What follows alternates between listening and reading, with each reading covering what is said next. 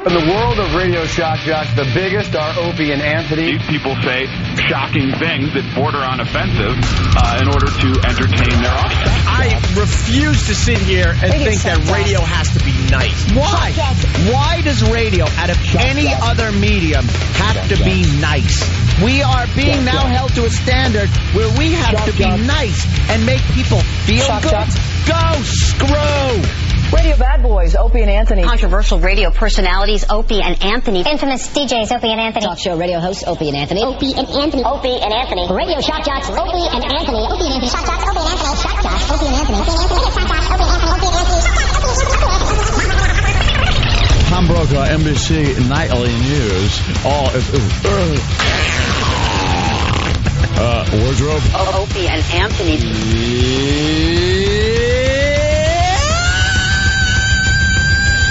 Opie and Anthony. What are you doing in death? I've been hanging a lot with JFK, and he's the life of the party, let me tell you. Why would he be the life of the party? At the party, he's the one that goes around with the Doritos, and he fills his head with salsa. It's time for people to understand these are words. If you don't like them, turn the dial. But enough of this palaver. Let's get the show on the road.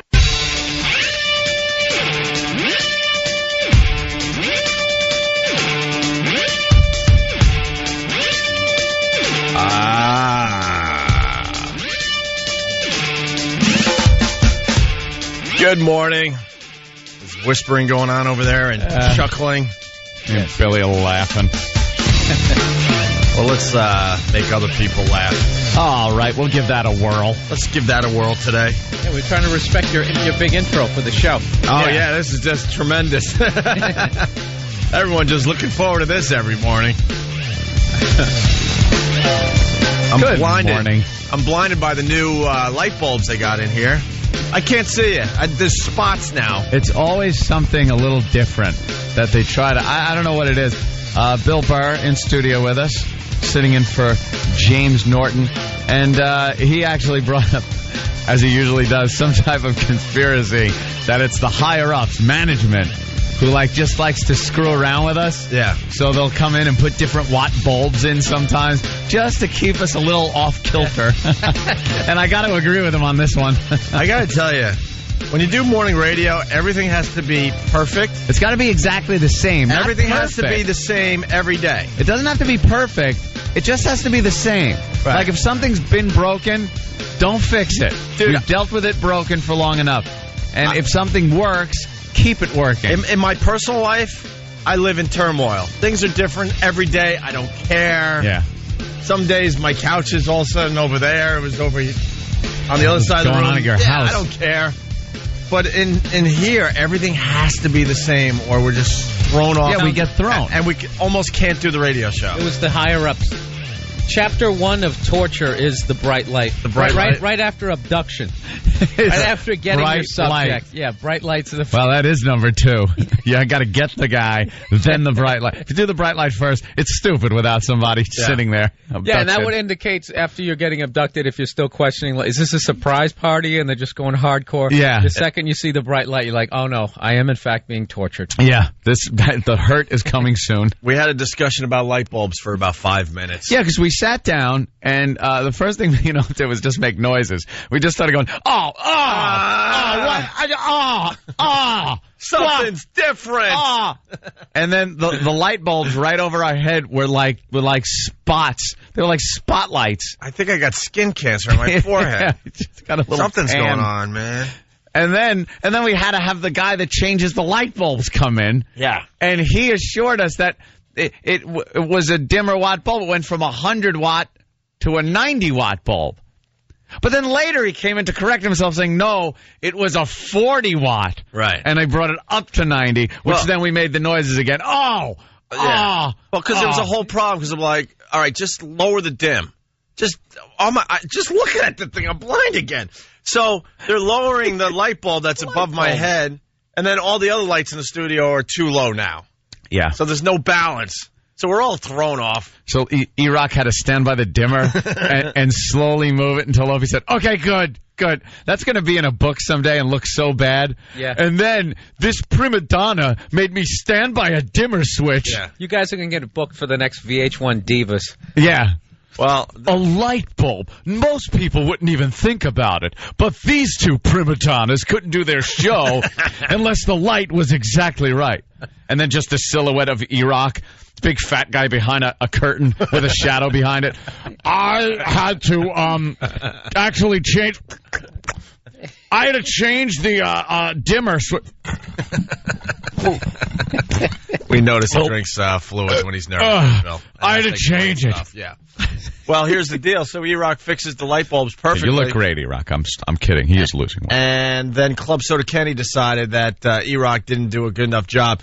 So then Kenny went to the dimmer switch, so now everything's messed up again. Yeah, of course. That's the update on the light bulbs. Of course. E-Rock, you did it perfect, but Kenny figured, I better fiddle. I better fiddle with it a while. Kenny will do things just because he feels he has to.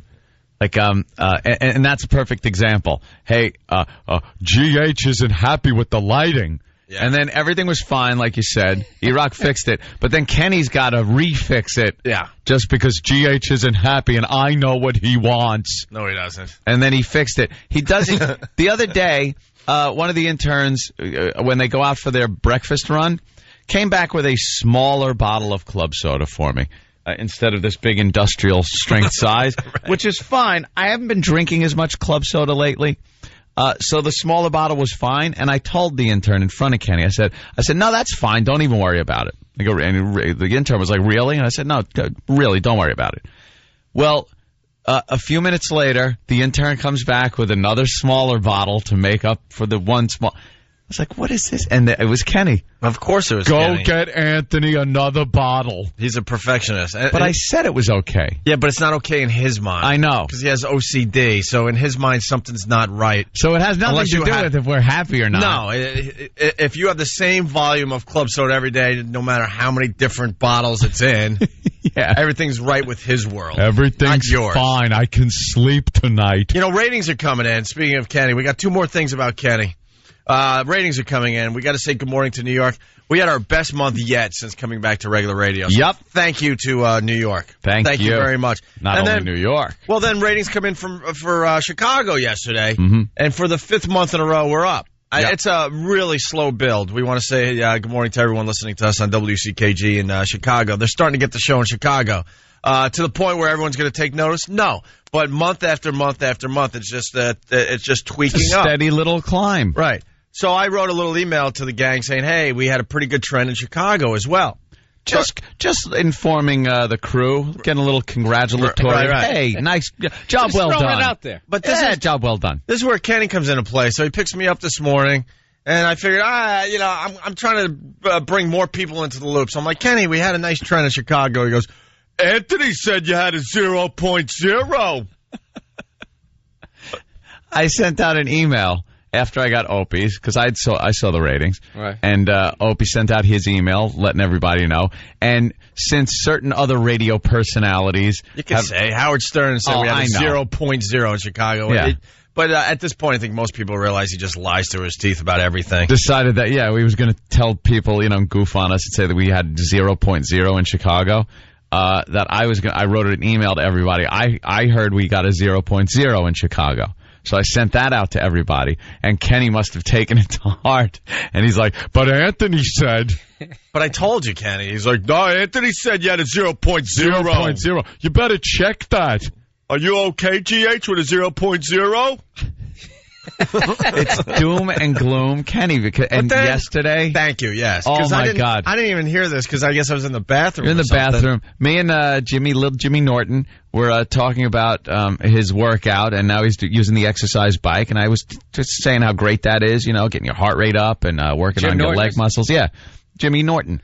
And it's one of the greatest visuals I've ever. Oh, I know. Just picture him on a bike. Yeah. Just getting all that anger out. That little body of his just pedaling to nowhere. His mushy back getting all sweaty. I picture Jim Norton being miserable doing things that are supposed to be pleasurable. Just son of a bitch, like he's pedaling real fast. God stupid. Look at me. I'm still just a mess. He has the physique of a snowman.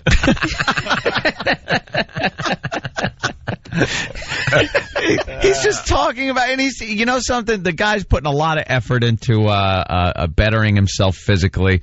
He's working a heavy bag and stuff. You know, he's lost a lot of weight. I saw pictures of when we first went back on satellite radio, and we were in Philly, I guess. Just pictures from Philly. Remember when we went there and had a little party? And pictures of Jimmy, and he was fat. He was fat. There's a picture of his chin from the side where it's just a big bubble, like when those frogs go. That's what it looked like. So he's doing a great job, and he's talking about the exercise bike. And me and him are just kind of talking about it, and Kenny's standing there, and Kenny's just trying to think of something horrid to say. Like, that's Kenny's job. Yeah, because talking about an exercise bike is just like light. It's just light conversation. It's light chatter. It's good. Like I'm saying, wow, Jimmy, that's good. It's a good thing. But Mr. Doom and Gloom, Kenny, has to go, you know, the exercise bike does damage the prostate. What? You can damage your prostate riding those things. Use it without a seat, perhaps. But, the guy's not on it 24 hours a day. You're training for the Tour de France. Right. Yeah, you might... Then perhaps you want to take some padding precautions or something. But Kenny's like, in the middle of this light conversation we're having about exercise, the prostate could be damaged. I think more damage would be done if he doesn't use the bike. Yeah. And doesn't work out. The recycled air in a gym can give you cancer. You could get tuberculosis if someone's in there with TB. Do you disinfect the equipment? Just picturing the two of you in the gym. For some reason, you're dressed like John McEnroe, like 1980. My headband. Yeah, a little white tennis. She just played highlight, or one of those sports that they thought was going to take off in the late 70s. It's the latest fad. Highlight. This sport's really taking off, is it? Wasn't it big in Connecticut? Connecticut, the only state that actually entertained They have highlight. an I-95 league, I think. It was horrible. Yeah. Hey, really fast, because we're kind of just warming up here. Bill Burr in. Did anyone notice the white stuff on my face? Was anyone going to point it out to me? Uh-oh. No, I know we're a bunch of guys trying to do a radio show. We don't really look at each other that closely, which I is am the good. worst. I don't look at anybody. We couldn't see you under that 180 fucking... There it is, folks. Damn it. Bill Burr drops the first F-bomb of the day. I'm in the office having like a serious conversation with Anthony. We're having a little thing, and then we're talking as a staff, getting the radio show together. I took care of the problem before you walked in, so Bill's safe. Okay. I go in the bathroom because I got to do some stuff. I look in the mirror. My face is as white as this sheet of paper. You didn't notice? Kabuki makeup on. I think Kabuki joke. I think I took. I think this morning I'm trying to like lotion up. Because, Bill knows. We got the fair skin. I'm trying to protect from the skin cancer. Yeah. Right? So now, don't drag me into this nightmare. What'd you put on? No, I don't know yet. I got to go home and find out now. You know the light bulbs are going to be changing? You put on sunblock? Right. Jesus. So, just putting on a little sunscreen, just like face lotion, whatever. I went to a skin doctor recently, so I'm doing a little prevention, right? Yeah. So I thought that's what I was putting on this morning, but I put on something that the girlfriend has in the bathroom. Nair? I don't know. But your eyebrows fall out, your eyelashes. But I go into the bathroom, I look in the mirror, it's like white, like that makeup you were saying. Kabuki. Yeah. And it was stinging. I'm like, what the hell did I put on my face instead of the lotion I thought I was putting on? And you still don't know? No. And then that's not good. And then I look at my hair and I'm like, what did I wash my hair with today? I don't know what's going on. Your hair's looking a little greasy. I know.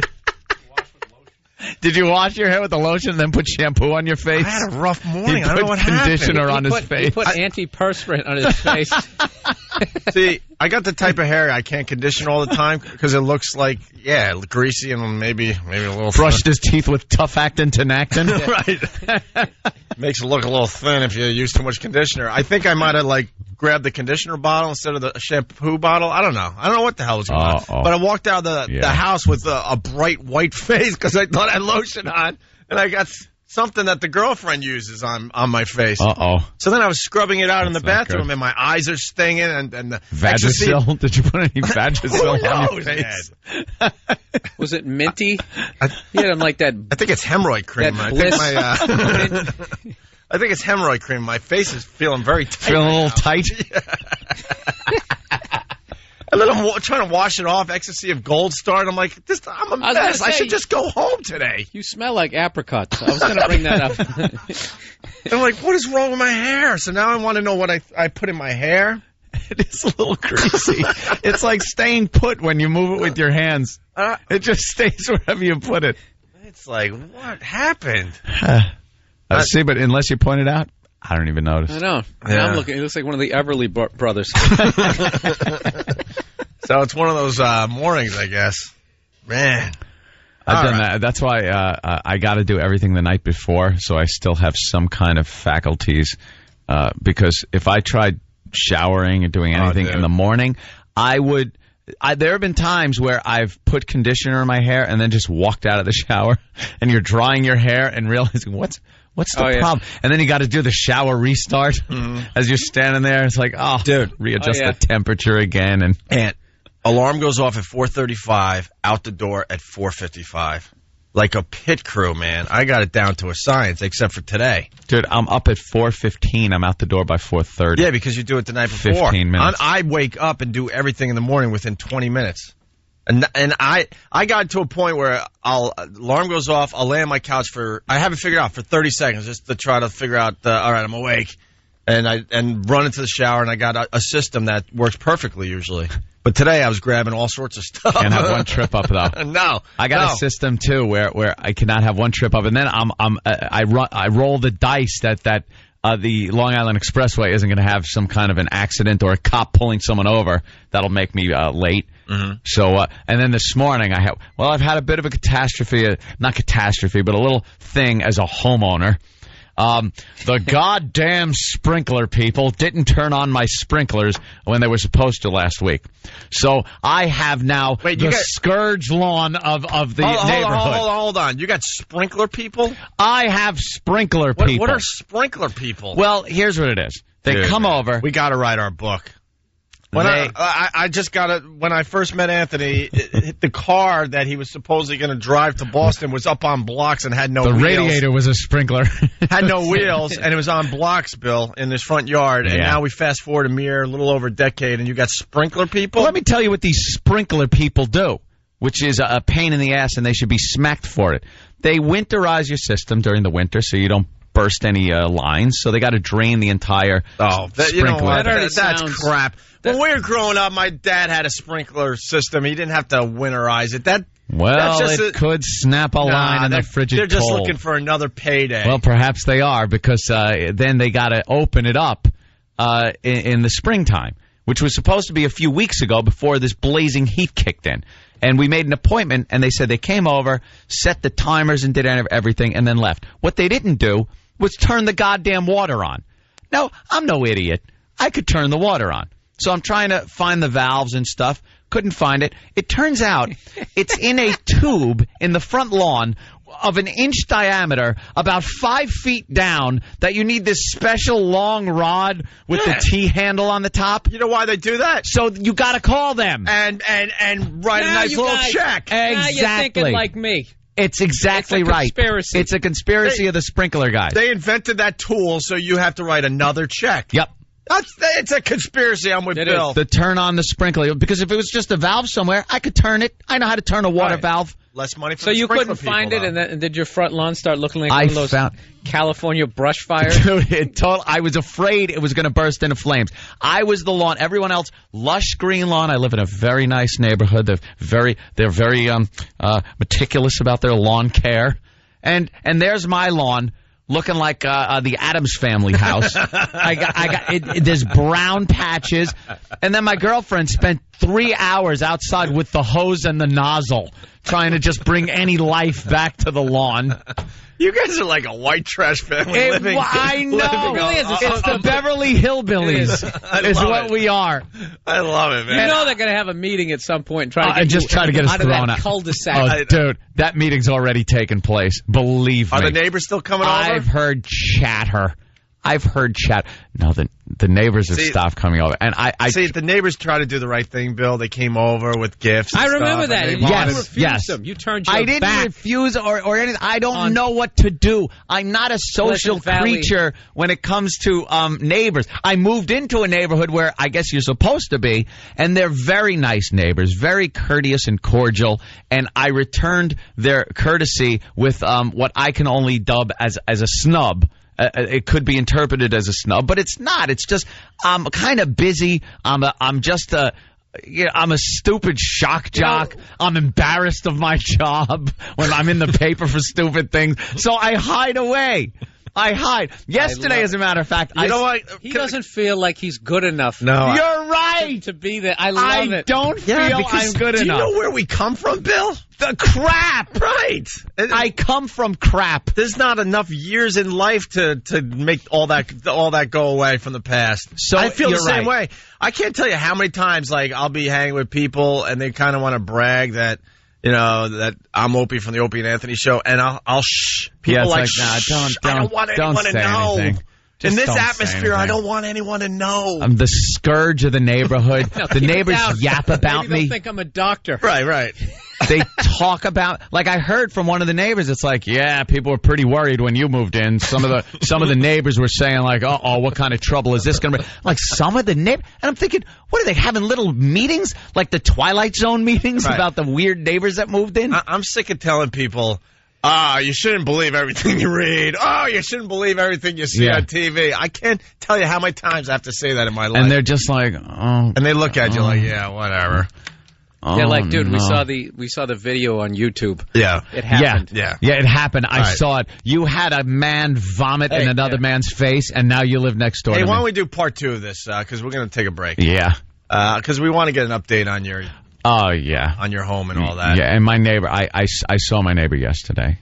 And all right, we'll talk about that next. I'm moving in 2 weeks, I think. You are? I think. All right, well, when they bring the fruitcake, just say thanks. I think I'm finally moving out of the hellhole. No, you got to do something immediately. This is what I learned. If too much time goes by, it's like when you cut class and then you keep cutting and cutting, then when you finally go in, it's too late. Oh, it's too late, yeah. It's too late. That's what I did with my neighbors. I waited too long. Now what am I supposed to go over with a cake? I've been there a year.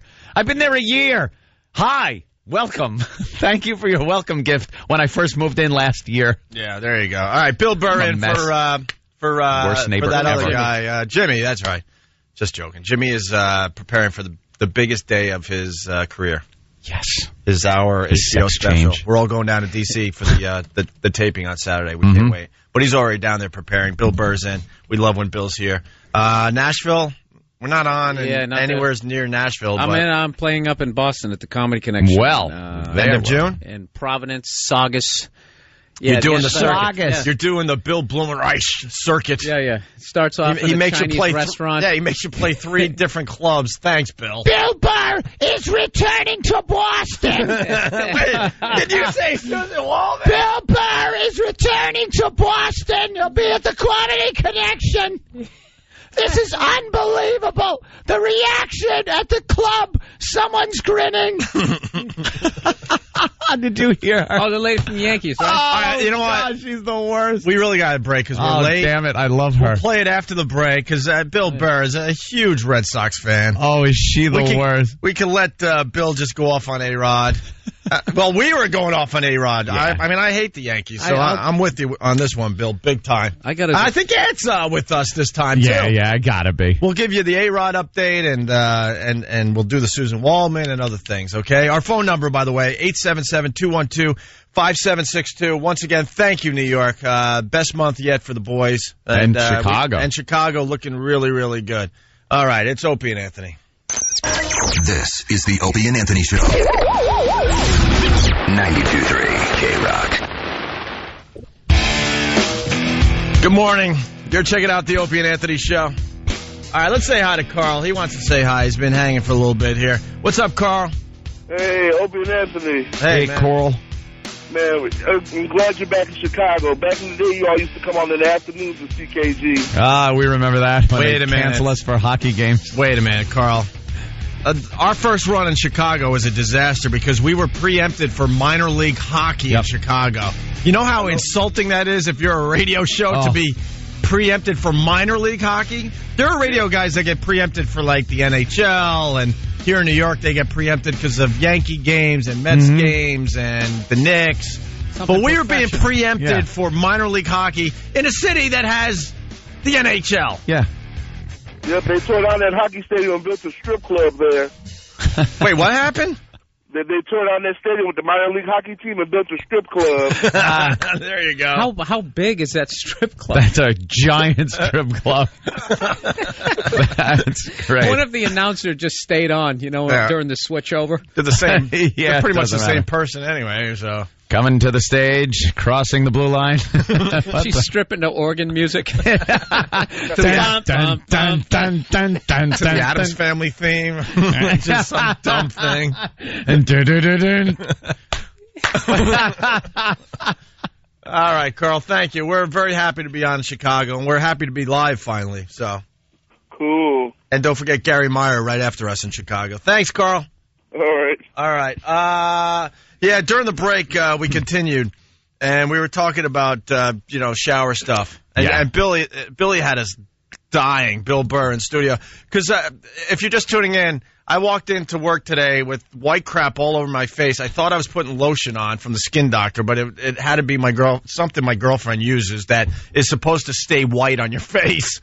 And then Aunt noticed that my hair's greasy, and we never notice each other's appearances. We've been working together for 12 years. He could come in naked, I wouldn't notice. Doesn't matter. Oh, you'd notice, my friend. Ooh, you would notice. And even Aunt's like, wow, your hair's a little greasy. Because well, not till you pointed it out. Yeah. Where you grabbed it and then lifted up with your hand, and your hair stayed there. So you look holy. He's got a halo. I don't know what I wash my hair with either. I got to go home now and look at these bottles. But I was telling these guys, my chick has so much stuff in the shower area. First of all, it's dangerous. It's downright dangerous because, like I said, I showered like 4:40 in the morning. The bottles are falling on my toes the whole time I'm in the shower. Everything's precariously perched on a soap dish. Yeah. It's like 5 bottles are doing a balancing act. When you're a bachelor, you got shampoo and conditioner in the same freaking bottle. Pert. Yeah. So you got one bottle and a bar of soap. That's all you need. That's it. You don't have the body washes and the conditioners and the glove with the washcloth on the palm. Yeah, what's that? So you can wash with the glove. Yeah, I would run out of soap and I would just use shampoo over my whole body. It smells good. Yeah. But now it's got glistening pubes. Wow, your chest hair is just glowing today. It's nice and shiny. I got a feathered chest hair right over my nipples. Well, but now I got stuff in the shower that doesn't even say if it's shampoo or conditioner. They have weird names, and you got to speak the language of these bottles. You don't know what the hell it is. There's a wash for every part of the body. Yeah. Okay, here's the bottle for the face wash. Here's her body wash. This is just for like the soles of her feet. Here's elbow wash. Here's the 20 things. Earlobe wax. And it's like, for every part of the body. And I'm just like, bar of soap. Bar of soap and some shampoo. That's it. Oh, they got to get the shower caddy. That's the first thing they do. Yeah, somehow that only stays up for 3 days. And then that plastic hook just bends and the whole 50-pound thing falls on your foot. I'm just hoping I didn't use something that removes hair or something. Yeah, Nair. I'm trying to hold on to what I got, man. Eyebrows are going to be falling out, and your hair will fall out of your head. And then during the break, I'm like, what's this on my neck? I got bit or something yesterday, and it was bothering me yesterday, and I itched this thing on my neck, and like a blister pops. I got blister juice all over my fingers. It's beyond disgusting. Jesus. I don't know what the hell's happening to me today. I'm having a really tough morning. But anyway, Bill Burr, you have to tell the story. My girl got this mint body wash. You know, it has like the sand mixed in with the lotion. I don't know what it was. But Yeah, when did they decide that sand needs to be in these products, by the way? Yeah, I don't know what it is. So I don't know. I'm just, grabbed for a bottle of it, and I put some in my hand. I'm like, it smells like mint. I'm like, I like mint chocolate chip ice cream. What the hell, I'll use this. So I start putting this stuff on, right? Chest, arms, and all that stuff, and then I start rinsing it off. And all of a sudden, it hit my area. Junk. Yeah, and it felt like I had put toothpaste on it. And it was that horrific moment where I was just kind of holding onto the sides of the walls, like, okay, how bad is this going to get? Am I going to be screaming in pain? It's like, this hurts really bad, and I know it hasn't reached its peak yet. Yeah. Does mint bother a vagina? Let's start with that.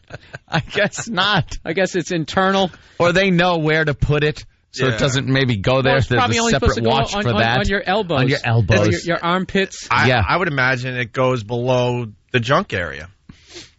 So when, You know what? I bet if I read the back of the bottle, I bet you it's just for their thighs. This is what they need for just their thighs. I know, because some chick on some island of mint, they noticed that they had beautiful thighs there. So Island of mint. All right, well, and plenty of goodies for them. Before the break, we were talking about Ant's neighborhood there. Yeah, the neighbors used to love you. Well, no. I've only really met one neighbor, and they were very nice and very cordial. They brought over this like welcoming thing with food and cakes and stuff, and I returned their courtesy by pretty much doing nothing because I'm an ass. I never have been in this kind of situation before where I live in a neighborhood. I was just the guy that was pretty much trying to avoid the landlord because I didn't have rent money. That was me. I'd move into some place until I got thrown out for not paying the rent. Well, first of all, who accepted the cheese plate?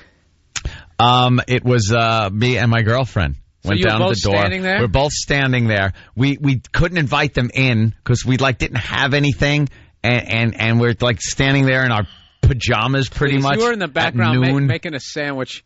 You're probably just blowing them off. No, I swear I would tell you if I did. Okay. I really would. Yeah, he would. But it was just one of those situations where it was like, I got nothing.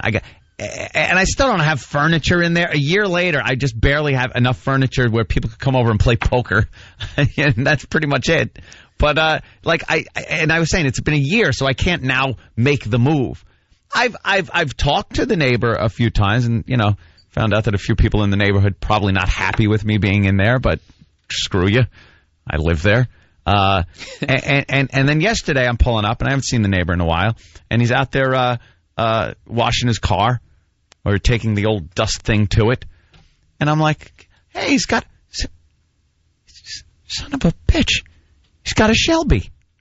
That's what you got. That's what I got. There's only like 15 in the whole country. Well, there's a few more than that, Opie, but maybe 16 or 17. You're right. I wanted a vehicle that pretty much you didn't see anywhere else. Well, now you get to see it right next door. Exactly. I think I've only seen one more. I think I've seen in the time I've owned it, I've seen one more, and I think it was a knockoff. I don't even think it was a real one.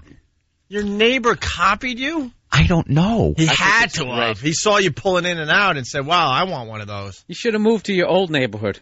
Yeah, where they can't afford it, right. The Dodge Aries K car he would have bought. Hey, I have a K car. No hubcaps either, just like mine. So I'm like, why? What color is his? It's a black convertible. He got the convertible? Yeah. So he one-upped you? No, I like the coupe. No, I don't like the convertible. I don't like the convertible. I don't. It doesn't have the stripes. I love your neighborhood. I hope he keeps one-upping you. No, because here's what I'm doing. You grow a goatee. He has a beard. Here's what I'm doing, if you're listening. I'm sending my Shelby out to Vegas, to the Shelby Works in Vegas, where they will be converting it to a Super Snake. It is about 720 horsepower instead of 500. It's got a new rear put in it, exhaust system. So what, the back end doesn't fall off? Exactly. No, Good it's a low ratio to just really. This thing will be a rocket ship. See. And it's got this King of the Road body set from the old KR of 1968. Really nice hood, different hood. So it'll look different. It'll look different. it will outperform any of the Shelbys, the stock Shelbys, GT500s that are out there. So that's what I do now. That's what I do. This makes Jim Norton my nervous, car's going to Vegas. Yeah, Jimmy wants me to modify my car by putting bricks in the trunk just to weigh it down. Anything to slow it down, and I'm sitting here like, cool, man. We're just so irresponsible. He was upset that I was doing 100 miles an hour down the expressway the other day just to get the pollen off of my car. Just to blow the pollen off. And figured that at 90 miles an hour, the pollen was still sticking. Oh, yeah. So I had to see at what speed that green little mist that gets on everything, all the pollen, at what speed does the pollen leave your vehicle? You need triple digits. Yeah, you do. You need triple digits. You can go 90, but then you need the wipers. I looked. Get up to 100. Well, then that's only the windshield.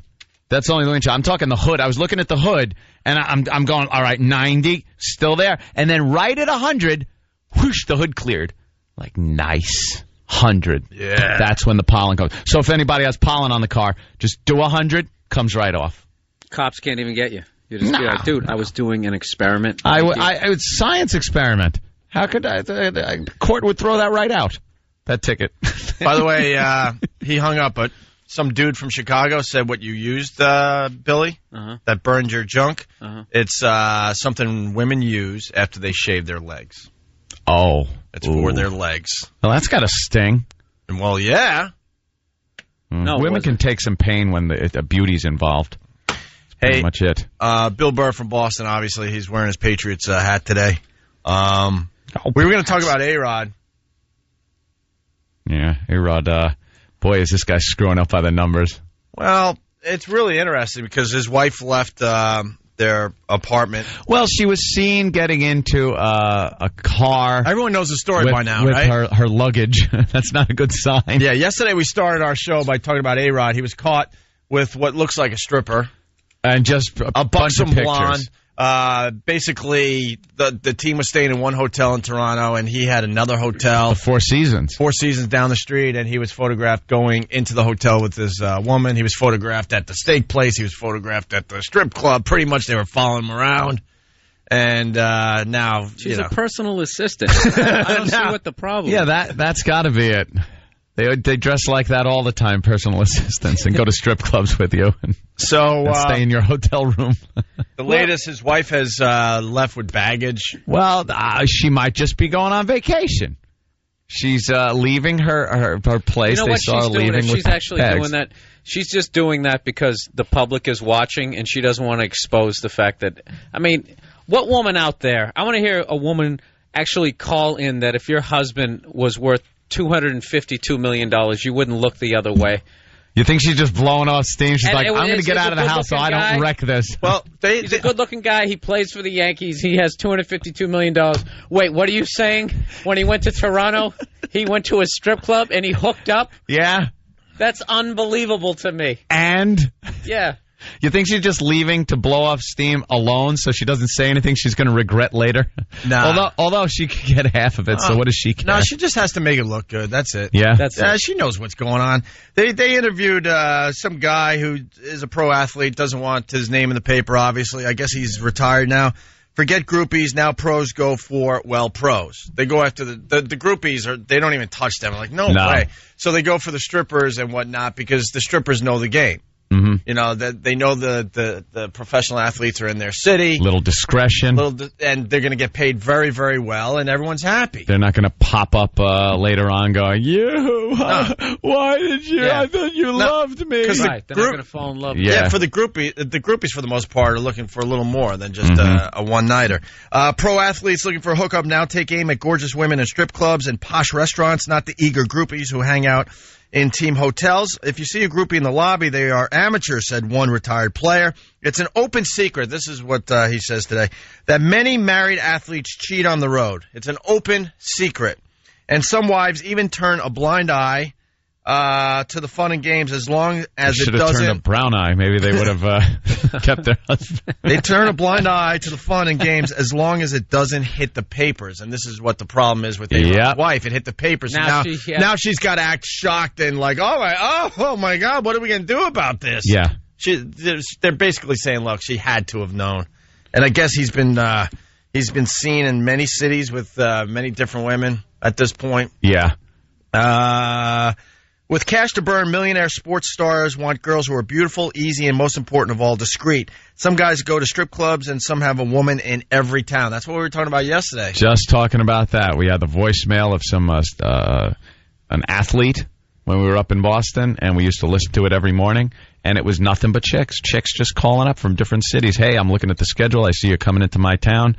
Why don't we hook up? We had fun last time. Can't wait to see you. And it was just all these girls from different cities. I love people who would judge him. Most people, if they look like him and they had their money, would be doing the exact same thing. I can't judge this guy. You're in no position. Yeah, I just wish I was living his life. And I think he probably picked a girl that he feels like understands this whole lifestyle. Yeah. Yeah. She gets something for it. She got the same pair of jeans he has.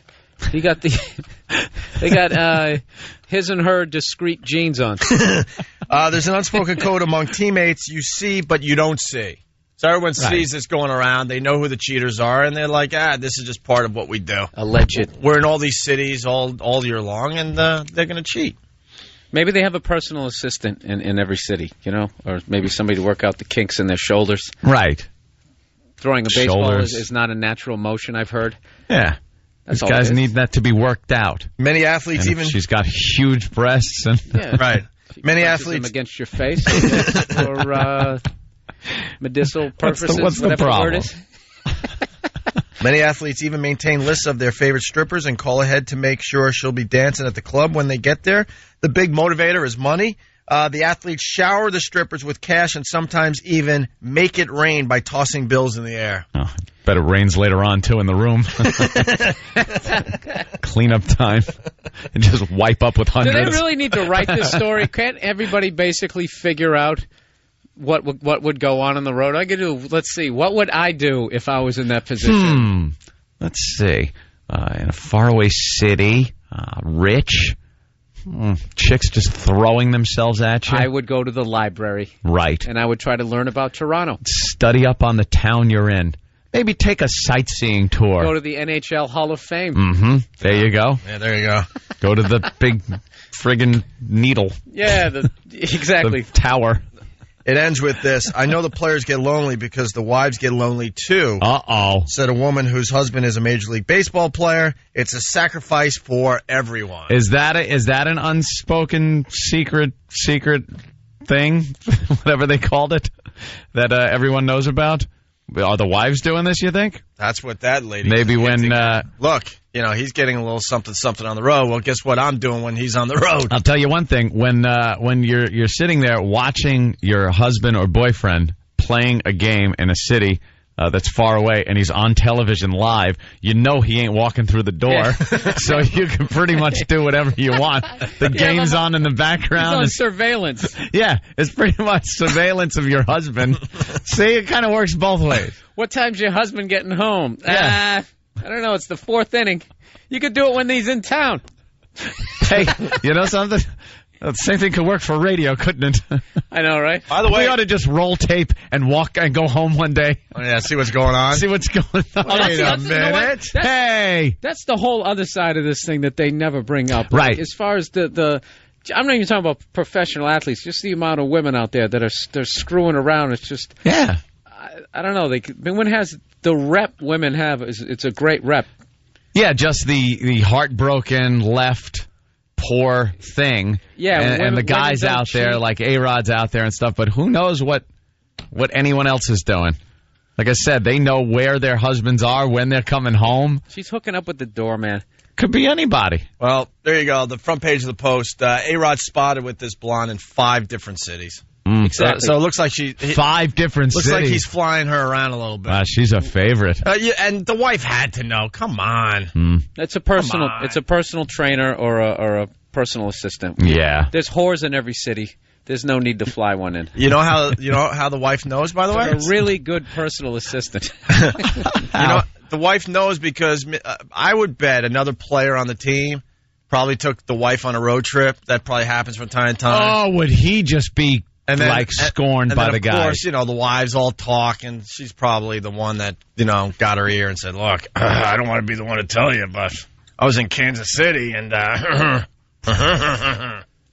You think the players kind of confide in the wives so as to make it seem like they're not doing it? Well, like, hey, you know what, Jeter? Let me. Don't say anything. Bill They're laying in bed, and then a guy could say to his wife, "You know what Jeter was doing the other night? There's this blonde. He said, 5 different towns. The same blonde girl is with him." Oh, really? Yeah. Yeah, but terrible.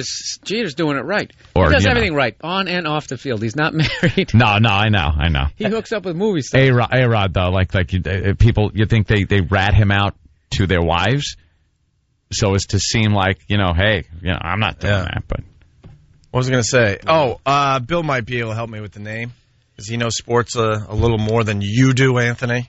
Yes. There was an NBA basketball player. Bob Lanier. NBA, that's Who? what game? Bob Lanier. Bob Lanier. Good morning, Detroit. Wow.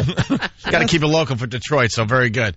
I think he played for Buffalo. Someone on the phone lines will help us out. There was an NBA player. His wife did not trust him whatsoever. What? And they did a whole story on him on ESPN or something. Doug Christie. Was it Doug Christie's wife? Doug Christie. She used to follow. She followed the team bus. And he had to From stay city on to his cell city. phone. Oh, jeez, no. Dude. This guy reaffirmed. Dude, the players would look at him like, What? I was just laughing. I was trying to clean that up. Redefined. I'm going redefined. Redefined. He redefined something. When players were like when players were traded to this team, they were like, I don't want to play for this team. This guy's going to be this rat following us. This guy's wife goes on every road trip. She follows the team bus in a separate car from hotel to the arena, sits in the arena for every single game, and watches her husband. And flat out said on TV, it might have been Brian Gumble or something, one of those shows, and said, look, I just don't trust him.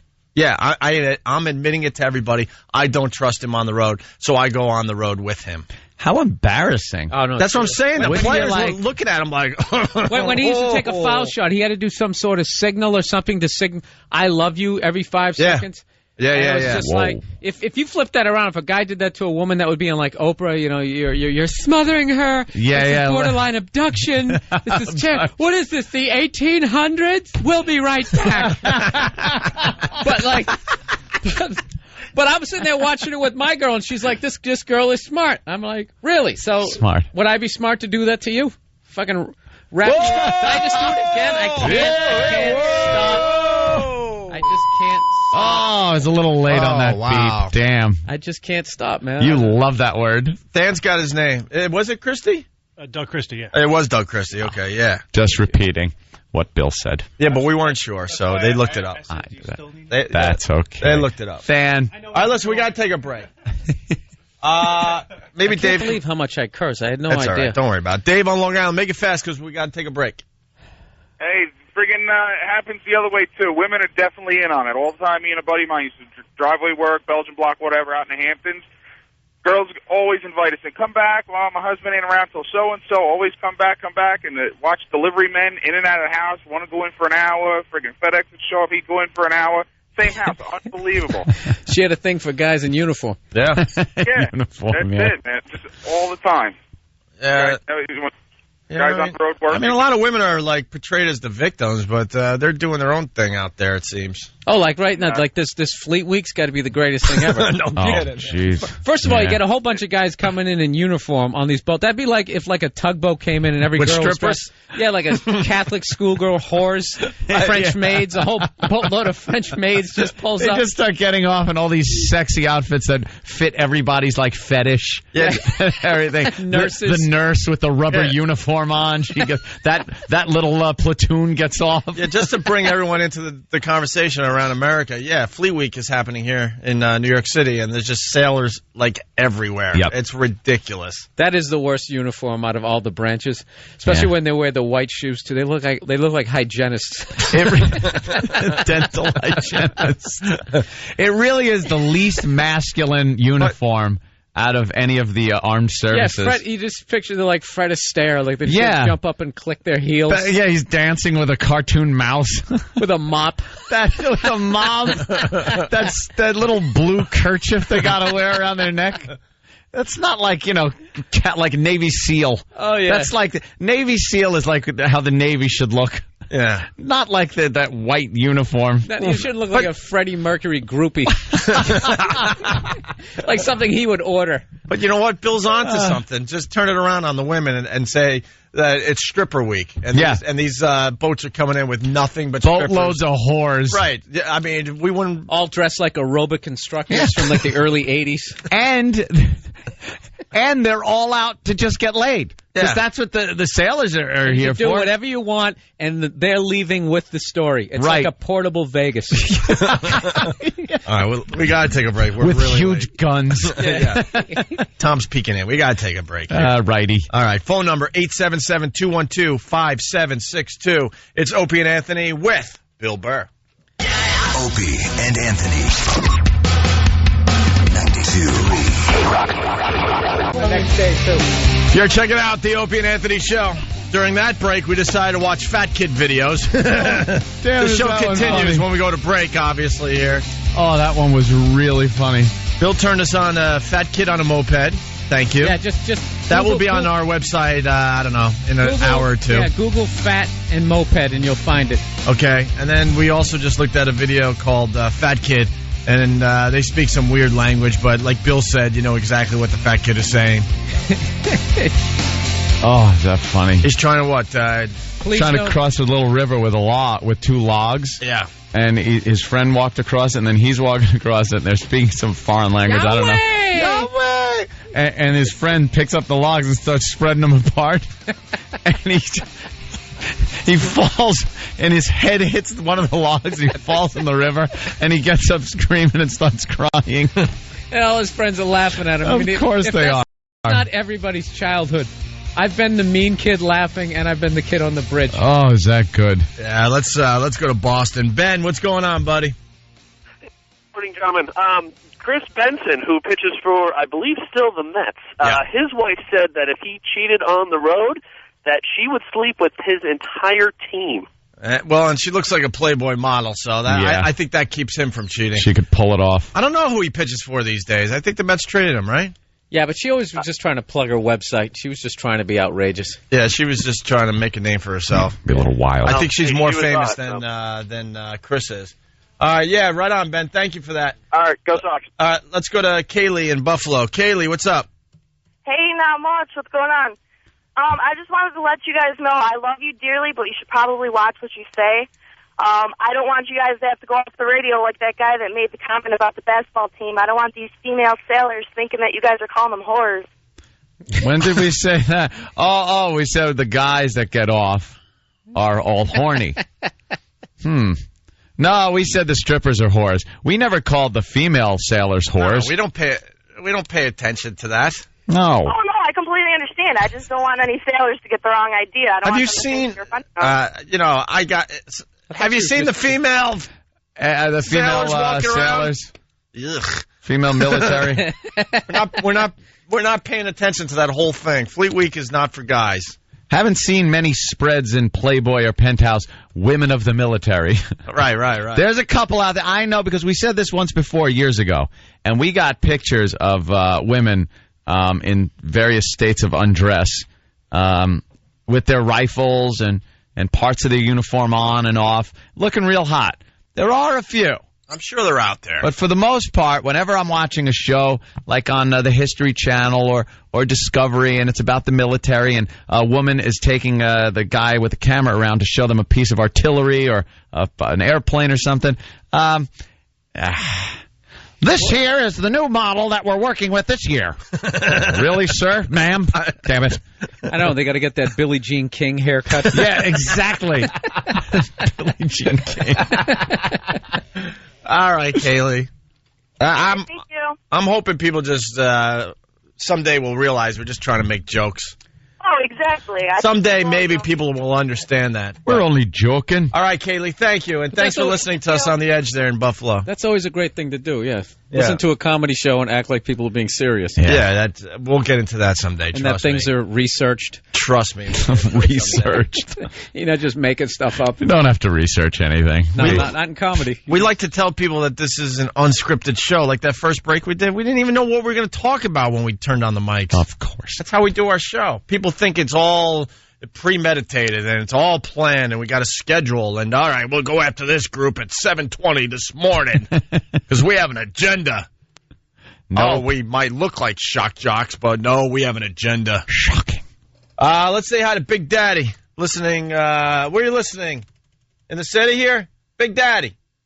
Yeah, in New York here. Listen, for Fleet Week, you would be amazed at how many women are just waiting for the ships to pull in.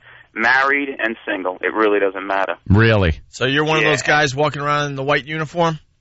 No, actually, I wear a camouflage uniform. Thank God I don't have to wear the Good Humor Man outfit. But, I'm in Is that my, what it's called? Uniform. What are you, security? It's tough. Yes. Yeah, security guys get to wear the cool uniforms. Man, yeah, the winter uniforms are better, but it's crazy. And also, any city or any country you pull into, women are waiting. And we don't make any money, but they love the uniform. Why do they love that uniform? Ladies, call up. Why do you like the Good Humor? You want to get tied up with the scarf. Yeah, that blue little scarf. And also, any of the ladies, when they come into the service, if they're any good looking at all, they're snatched up right away. They're lucky if they make it through boot camp before they get a boyfriend. Snatched up by what? Brass? in a heartbeat. Yeah, an officer will grab him up. He's gonna. That's his traveling secretary. Or his traveling personal assistant. And the ugly ones, they're all, not all, but a lot of them are lesbians or whores. So that's about it. All right. Hey, Big Daddy. So are the women just going on the boats? Yeah, there are women on the ships. But, no, I mean civilians. Yeah, they take the tours during Fleet Week. Wink, wink. Oh, jeez.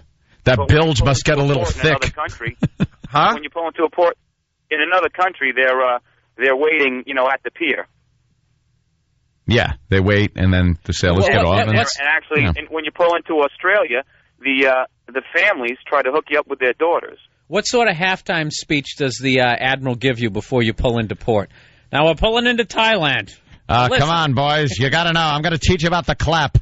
Like the old... No, there's just there's two words, package check. That's about it. Package check? Yeah, because in those countries, Thailand especially, there's a lot of transvestites, so you got to be careful. That's about it. Do they show you films? Oh, yeah. Like no update? It's got to be like the old ones, though. Now, your pot of call is coming up soon, boys, and you know you're going to be out on the town. Make sure you take care of yourself and watch out for the ladies. Some of these girls are fine, sweet girls you can take out dancing or for a cup of coffee. Others are women of the evening who could give you nothing but misery and the clap. It's over, John. You get that film in boot camp, believe it or not. Watch out. If you get the clap, it doesn't go away. Your genitals will fall off if you get the clap.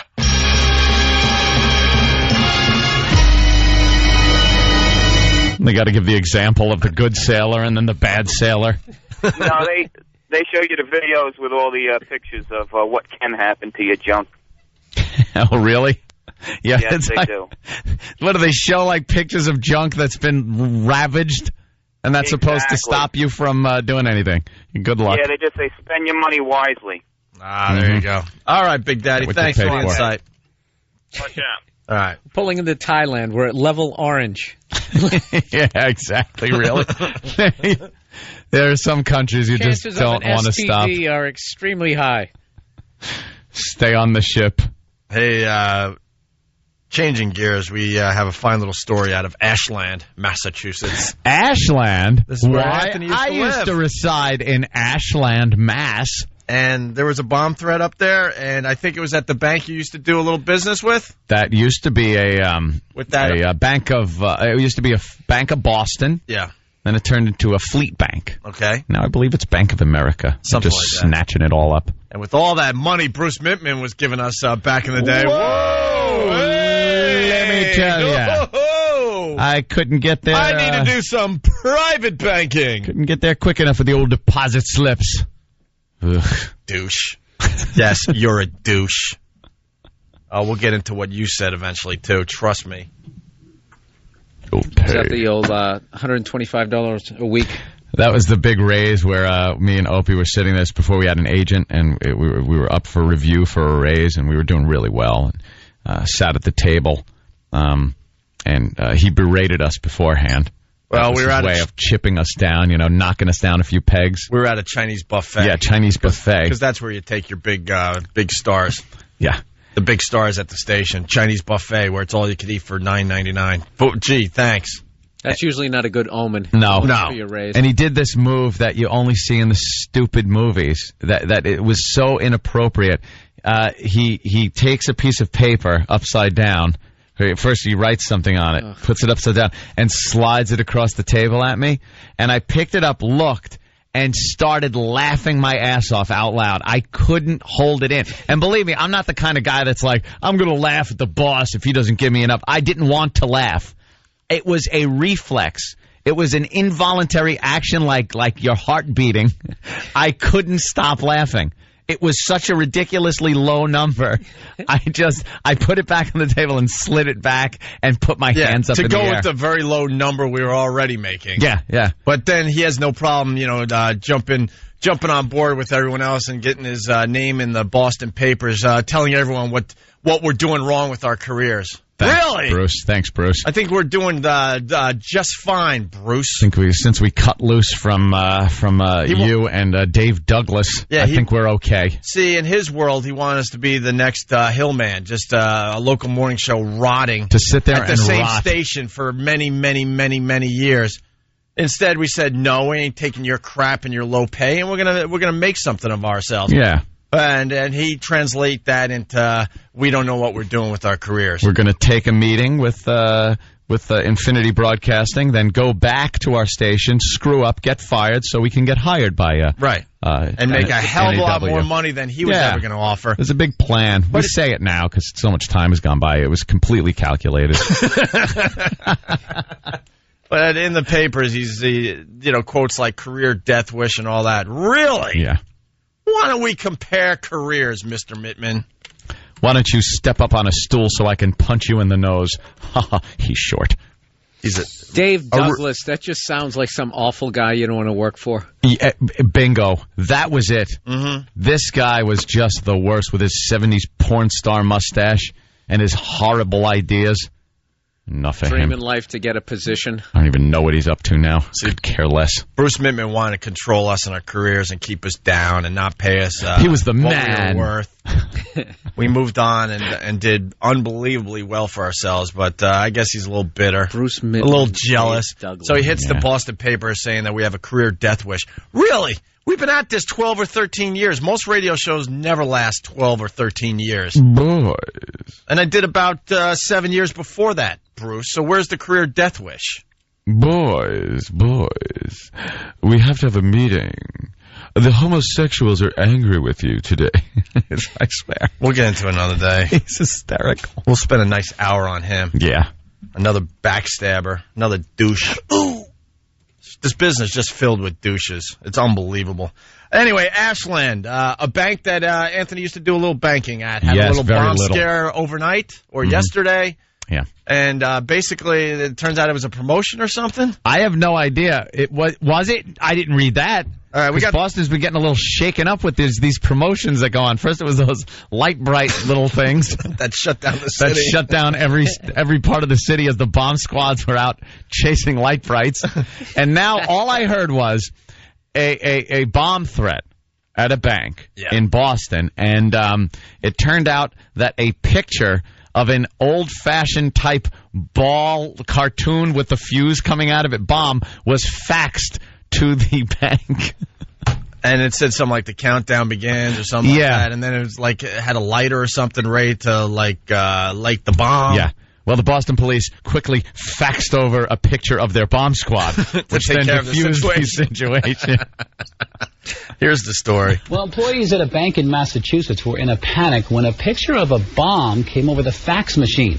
They notified police, who then evacuated the area, but it was just one big mistake. It turns out the fax machine malfunctioned, and only half the transmission came through. It was actually a promotional ad for the bank's upcoming Small Business Commitment Week. Now, bank officials say they regret using a picture of a bomb in the ad. I bet they do. I bet they do. It was the bank's own promotion? Yeah. The video's great. The whole bomb squad was in the parking lot of the strip mall in Ashland. Yeah, I remember going there. A bomb looked like that. That's like the cannonball with the wick coming out of it. Yeah, it's Spy versus Spy bomb from Mad Magazine. Sure, yeah. That is the typical bomb. They usually look like a backpack, don't they? Yeah, that goes hand in hand with the bag with the money symbol written on it as the crook runs from the bank with it. That is the dumbest bomb. I have a bomb. We used to eat breakfast or lunch before the show at that strip mall. Remember that guy that used to make the sounds? Oh, that guy? Yeah, that was in that same shopping center. Oh, my God. I forgot all about him. I haven't thought of him in like 10 years. Such fun. Yeah, whatever. Another story for another day. Yeah. It was just some guy that used to, we would eat, and we figured it was a fluke the first time. We were laughing, but he'd come in there like every day, a little diner, and it would disgust me so much I couldn't eat. Couldn't go there to eat anymore. Remember the big, like, goiters he had on his head? He had big goiters on his head, and he would just go...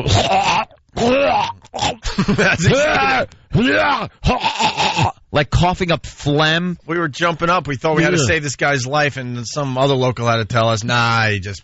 Does that all the time. He does that when he's eating, not eating. It's horrible. And then he just had these massive goiters. It's like, if you're trying to run a business, you'd have to tell the guy, look, could you help me out? It's like, excuse me, we do have the right to you're horrifying the customers. Please go somewhere else. That reminds me of my old neighborhood. We had a butcher, right? How old is that, right? Butcher. It was a butcher, right? And I was watching a lot of the Food Network. You got to make friends with your local butcher. Go down and get a good cut of meat. So I walk in there, and this guy had he had like vampire-length nails, and he looked like he'd been smoking for 40 years. And he wasn't even using gloves. I don't want that. Yeah, I'm just like, keep pork chops there. Go to your butcher. Don't buy the meat at the supermarket. Go to a butcher. Yeah, should I? I was watching Mario Batali. All his recipes start with like a pork shoulder, like stuff you've never even heard of. Steer clear of that Food Network. Yeah.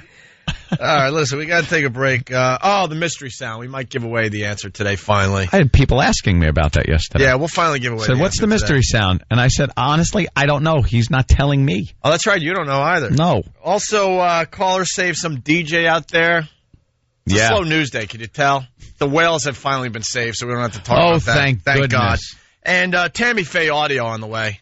And a horrific picture in probably every paper in America today. Our papers have it. She looks like a sack of antlers. She's down to 60 pounds. She's probably, I'm going to guess she has maybe a week left to live. You're saying a week? And Entertainment Tonight just had to Tammy Faye Death Watch. Yeah, get the Billy Bush. Hi. No, he's the other guy. Yeah. Well, get the music ready because they had fun with Tammy Faye and they interviewed her. Of course. And a lot of people, when we're interviewing and stuff, they go, "So where's your line?" Mm-hmm. Personally, what do you find offensive? Right? Yeah. It happened yesterday. I actually had to turn something off. Wow, you turned it off? Faces of Death I can't watch. I can't watch beheadings. Jimmy could watch the beheading videos that hit the internet. No. And yesterday, Lindsay was watching Tammy Faye on Entertainment Tonight. I said, look, we got the DVR, man. Just watch it another time. I can't watch this. Gilmore Girls. Can't watch that. Can't watch it. The audio was so deeply disturbing. I'm like, just turn it off. But we'll play the audio for you guys today, and I guess now I got to hear the rest of it. Of course. But they were interviewing her by phone, and she's crying, and it was just horrific. And the music, and we'll tell you what Britney Spears is up to next. Did they first, play the somber? I love when like someone dies, a celebrity, and they put their picture and the date they were born, the day they died, and their name on the bottom, and they got to play the same stupid music. Parents should have thought they don't use that music, but it's all slow.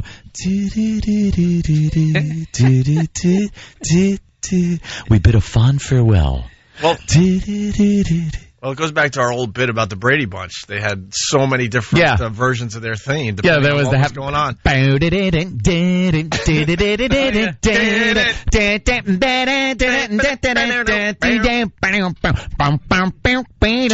notes and stuff to the... That was like the happy one. Do you remember this is really obscure Brady Bunch music. Do you remember the organ they would play whenever someone was doing something stupid?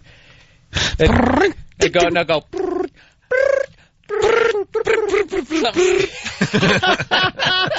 That meant Bobby was putting too much soap in the dishwasher. Yeah, there was this one. It's like happy. That's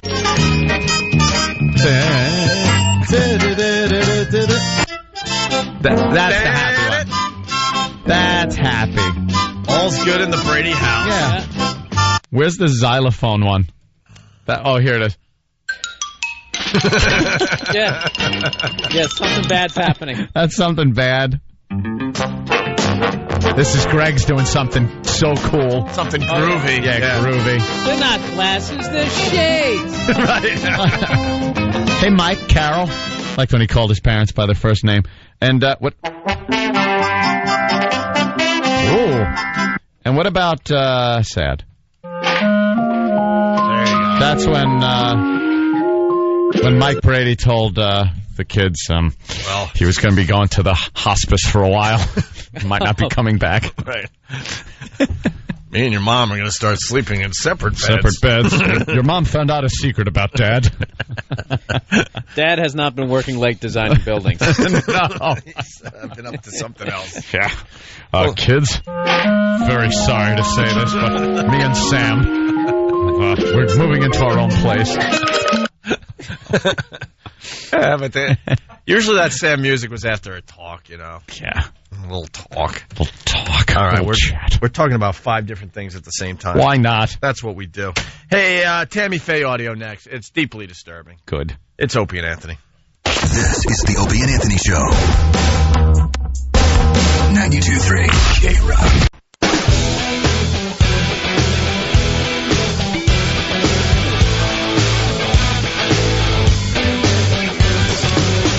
Good morning. Hope you're enjoying the festivities today. It's Opie and Anthony. The One virus spreading across America. That's interesting. What happened? Well, people on Pal Talk, we're on Pal Talk. You could look in on us in the studio. Bill Burr's on there. Hi. Give a little wave. Is that girl dead? That's exactly what I'm looking at. Someone's saying yell at Sharky Girl 70 because she's either dead or sleeping. Looks like she's sitting on the floor next to her bed with her head tilted onto the bed and a bag behind her.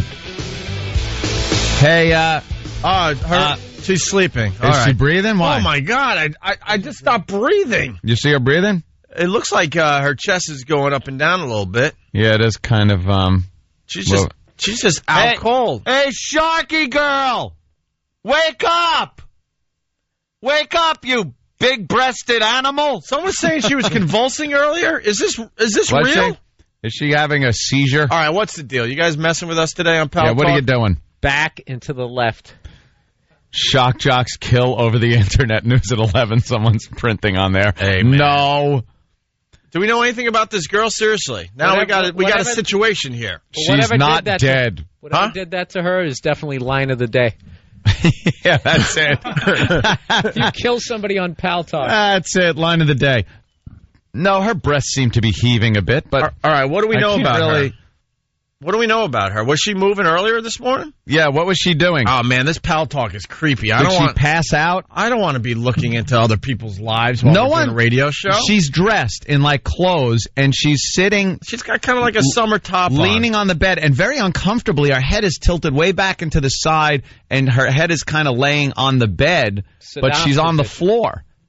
Why isn't Saddam after the hanging? Yes. What is she doing?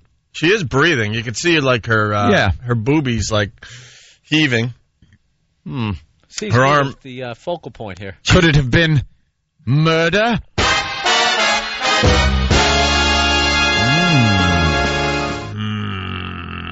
Hey, Sharky girl, wake up! Does anyone know Sharky girl? Could you call her? Could you go to her house? Something? She drank the punch. No. Did anyone see what she was? She wasn't convulsing. She was knocking out. What does that even mean? What is knocking out? What does knocking out mean? There's a doctor's bag up on the bed. Yeah, it looks like a doctor's bag. What is that? There's no sheets. There's no comforter. She about size 14. Would you? Now what do we do? Kind of a distraction, don't you think? I mean, she took a baggie out of Vince's jacket. Wait, I got to stab her 3 times? It's unbelievable. Give it a shot. She's definitely breathing heavy. She's dying on me, Lance. Her head looks slightly more comfortable than it was a couple minutes ago. Slightly. I mean, it is still way back to the right there, but... Well, if anyone knows her, can you could you give us an update? Call her. Could you guys figure something out on Pal Talk? She's been moving since we started watching her. Yeah, well, she could move right up until she stops moving. Yeah, we understand she's moving. We have figured out that she's not dead. Yeah. That's good. But it's kind of odd that she's sitting there. Is she just passed out? Did she drink last night? And why is she, like, not on her bed if she's tired? You know? Yeah. Really. Look. Pal Talk, you got to take care of this. We got to entertain America. Yeah, we can't deal with people on an individual basis. Mm-hmm. Wow, man, some guy was there. He'd do unspeakable things. All right, keep her. Make sure she's okay. Keep her window open there so we can. Yeah, I'll keep an eye on her. We'll give the listeners an update, but we got this girl. Her name is Sharky Girl. She's on Pal Talk, and. She just passed out on the side of her bed. And it doesn't look like she passed out because she's very tired from working a couple jobs. Something's going on there. Well, the camera is on her, which is a good sign because she wouldn't be, if you just saw like her foot, that would be bad. So perhaps she was sitting there on the computer and just kind of fell asleep. Maybe she's tired. Doug from Fort Drum, New York. And just minimize the window, and it all just goes away. Yeah. All I got to do is click that red X, and her problem's gone. All of a sudden, she's a person far away that I don't know. I hate new technology. Now we get to see the listeners as they're listening to our show. Passing away. Who knows what's going on with this one? Yeah, this is like a mystery. All right, we'll just keep her window up. We'll keep an eye on her, I guess. Maybe someone out there could do something. Do we know where she lives? I don't know if she's just sleeping. No one knows anything about these Pal Talk people. Really? You don't know where they live, She's sleeping. what they when you do. die, you always have a really severely awkward sort of laying there. Yeah. Like your legs, and I guess you can't see your legs. That's a little awkward, though. That's but her did body... you see that picture of Phil Spector, the girl that he shot? Did you see that picture? Oh, yeah. Yeah, she's sitting in a chair. Your body does weird things after you die. Her legs were bending like backwards at the knees because she was stretched out in a chair with her feet on the ground and her legs were straight. And I guess the weight of her legs started making her knees bend the other way. And they were turning blue. They were all blue, her feet and legs. And she's just sitting there with a gunshot wound to the mouth. Well, this girl isn't blue. She looks like my dad at about 11:30 at night. Wow. Passed out in a... You go back to that, E-Rock. Her body is starting to tip, isn't it? It's starting to tip. She could be out of frame soon. Toward her right. Yeah. It's slowly moving to the right. Her face is going to be off camera in a little while. Yeah. She's moving like the sun. It really just really you can't slow. really notice it as it happens, but after a few minutes you notice. Her body is setting to the floor. $20, she does a face plant on an end table. Oh, would that be great? Oh, my God. What do we do? Seriously, is there anything we can do? Yeah, our show. Then we just watch her. We don't need any more problems. What can we do? Seriously. Maybe someone out there knows her? No. All right. Well, look. You're just powerless. You could just look in on people, but you can't help. I love this pal talk. Someone's saying call 911 and tell them what? Tell them what? We don't even know where she lives. We don't know anything about her. What are they going to do? They'd come here and minimize the window. Right. Problem solved. Right. Well, in this situation, we have figured out that all you have to do is minimize the window. Point and click. All right. Her body's slowly moving to the right. Really slowly. You can't even tell it's moving. She's got ample boobage. Yeah. I mean, I'm just commenting. Someone is suggesting maybe she's just listening to Stern. That's all it is. She fell asleep. Very good. Whoever came up with that on Foul Talk. All right, Tammy Faye. We'll keep an eye on her. I don't know what else to do. Nice segue. All right, Tammy Faye. I don't even want to play his audio. It's brutal. Is it that brutal? I think it's brutal. We all remember Tammy Faye. She was married to that Jim Baker. Yeah. And he was the religious guy who got into a lot of trouble. And isn't he the I have sinned against you, my Lord guy? Or was he the other? Swaggart. No, that was Swaggart. I can't keep track. He was the other religious guy that screwed up. He was taking money and everything. Yeah. And she was always the cheery, overly made up. She had a lot of eye makeup and those big eyelashes, and everything was fine and dandy. And she would cry though a lot. Yeah, everything was fine. She'd be saying, "No, things are all better and everything's fine and it's just going to be wonderful." She's just crying. And the mascara starts running down her face, making her look more like a clown. Yeah. Well, Entertainment Tonight, because they're very responsible. She's got the big casino. She's got lung cancer. The big C. She should have died months ago, by the way. Yeah. She's been on Larry King for the last time, I think 5 times. Or is that just a personal opinion? No. She should have died months ago. Aunt, she's down to 60 pounds. You try living. Nice. Oh, I mean, that's at terrible. 60 pounds. Yeah. So Entertainment Tonight, there's no reason why this is on TV, by the way. They're just exploiting it like we're, I guess, going to do the same thing. Pounds? But at least we'll admit we're exploiting it. This is like something that is so creepy. It's like, driving by a car crash. You kind of got to watch, right? You kind of got to look. Yeah. But the Entertainment Tonight makes believe they're doing the right thing, whatever that is. I don't know. Yeah. And they did a phone interview with Tammy Faye. The picture is in our papers today in New York. It's disturbing. And were they being subdued or were they being the happy, cheery? Subdued. Did her head just fall back more? Yes. Oh, okay. I'm really distracted. It's very distracting. Oh, thank God. What? Marissa just checked in. Yeah. So now I don't have to look at the dead girl. I can just look at Marissa. Yeah, tell her to get naked or something. We need some help here. Something, this girl, what is going on with this girl? Oh, my goodness. Oh, yeah. That's terrible. I don't know.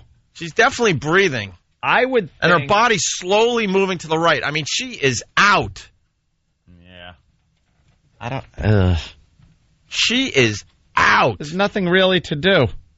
No, she's dead. Oh. She's not dead. A victim of the modern age. Poor girl. But She was very badly raped, you see. You see? Steve is contacting Pal Talk. Good evening. She's probably just passed out. That's I hope. That's a deep sleep right there is what I'm getting at.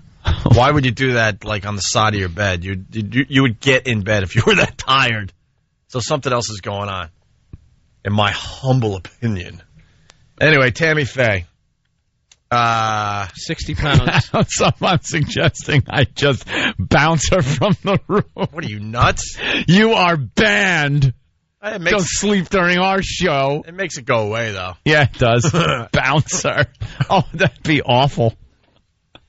And find out there was a problem. This Pal Talk was a lot of fun until today. Shock Jocks could have helped, but chose not to. We're trying. I don't know what to do. Steve's contacting Pal Talk. Maybe they could figure something There's out. nothing they could do. All right, so Tammy Faye. You ready for this? Yeah. All right. Here's Tammy Faye, 60 pounds. Probably should have died months ago. She's got lung cancer really bad. She's got a week to 2 weeks left, maybe a month. That's wow. it. Maybe. Tell me how you're feeling today. Oh, yeah, so they have to have the dramatic. Yeah. Tell me how you're feeling today. Are you kidding? How do you think she feels? Tell me how you're feeling today. Well, today is kind of a rough day for me. I have really wonderful days, and I have really bad days. I'm having a little hard time breathing. Well, yeah. I'm really having a hard time breathing. Old chop meat lungs is having a hard time breathing. No crap. No kidding. Do we really need this on our TV last night? Like, what are they trying to accomplish? That's what I think. That's what I try to think out when I'm watching this stuff on TV. Because we'll openly admit that we do stuff just because we know it's like, it's a good listen. Yeah. You know, we're not going to make believe we're trying to get something accomplished.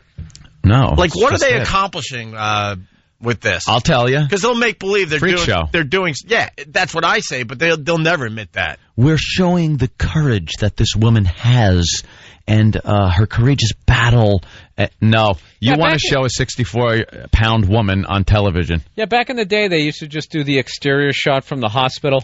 Yeah. Like when John Wayne was going down. They didn't actually go in there, and you get to watch the guy's last 20 minutes of life. Don't want to see the Duke go down like that?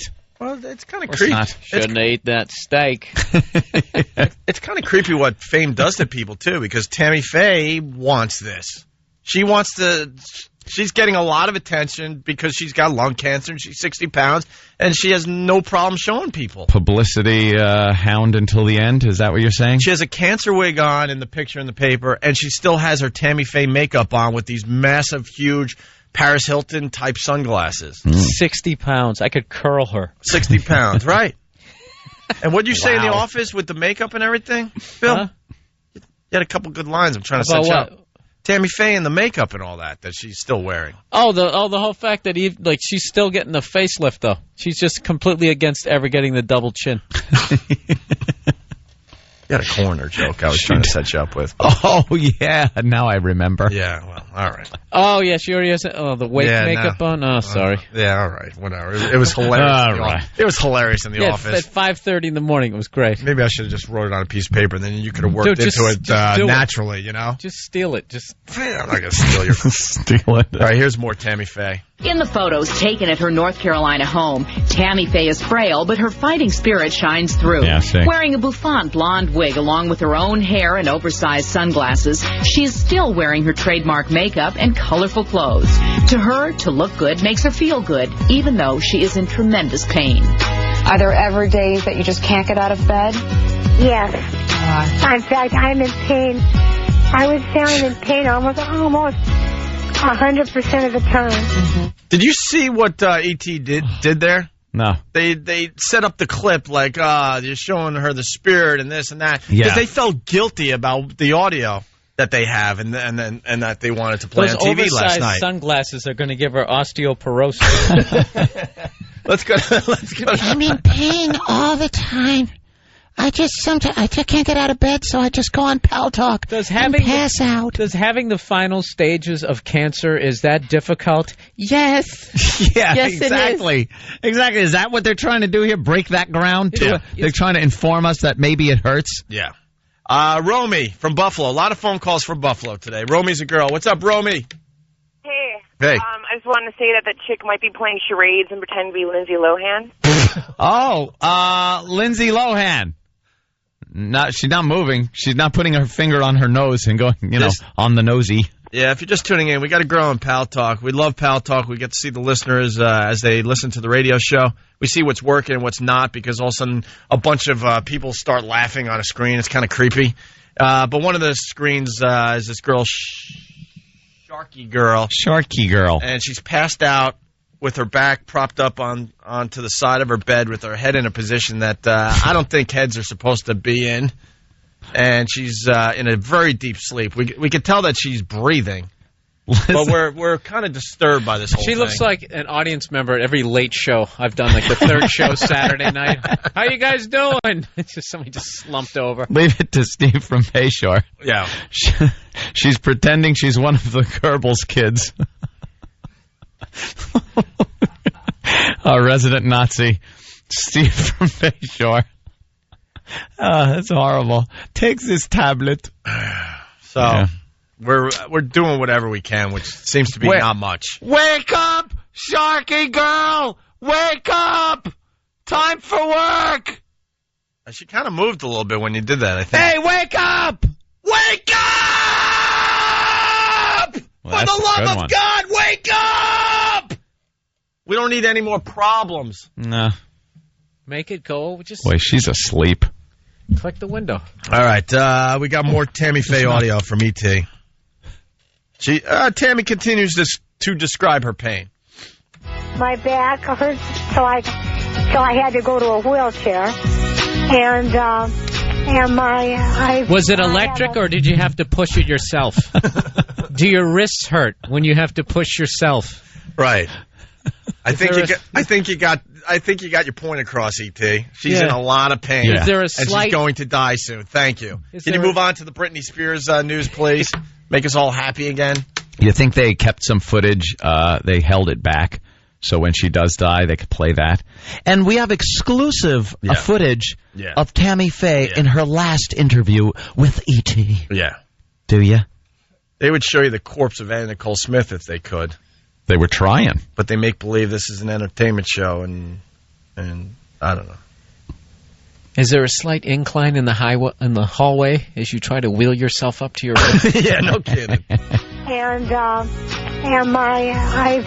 have a very bad tummy all the time. A bad tummy? What is she, 6? Bad tummy. Her back hurts all the time. She's in a wheelchair. We get it. She's on her last leg here. Hey, this might wake her up. Hold on.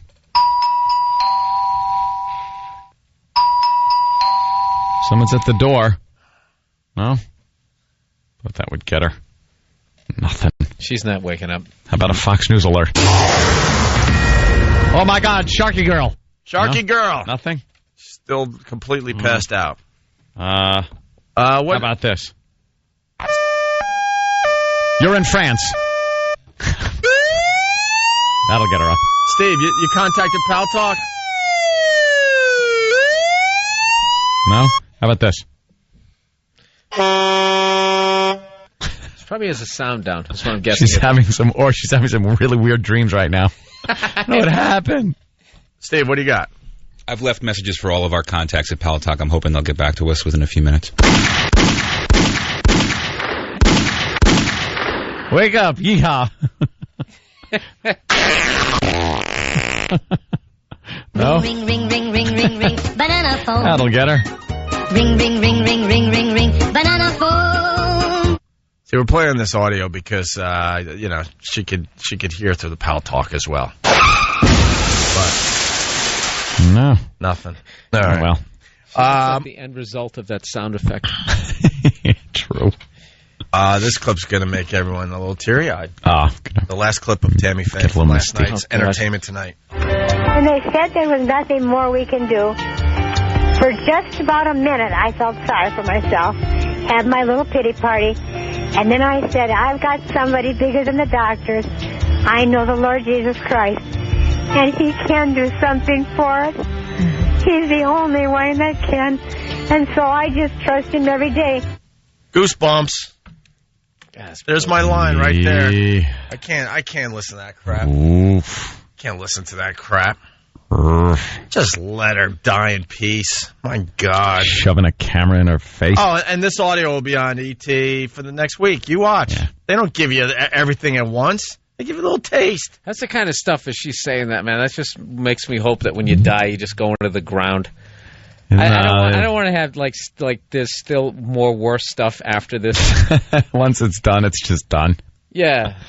And a story of courage and faith. Tammy Faye Baker. That's what they do. Courage. All right, we got to take a break. Put me on the ground. Yeah. And I don't need to be judged. You don't want to be judged or anything. Come on, I already know I'm a piece of crap. Just. By the way, I'll be fertilizer. Just toss me in a ditch on the side of the road. That's it. Done. No more crap. I can't even deal with that. I got to meet another dude after this, and then just carry on and do more stuff. And continuing. What are you going to go to more gigs in some little city somewhere where you don't want to be? Or even if you make it to heaven, we just for every day. Isn't this great? I can't believe how great this is. Yeah, what would be the best thing that it could be that eternity would be worth it? Like, after thousands of years, you're still going, dude, how fantastic is this? It's been 10,000 years, dude.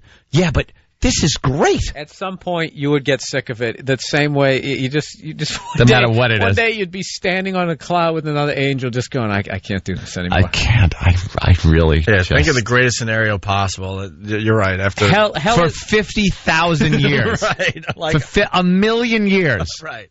And then it's eternity. So it still goes on. And you just another cheerleading squad. Oh my God! Here we go. Enough already. Sex with all of them again. Oh God! Here we go again.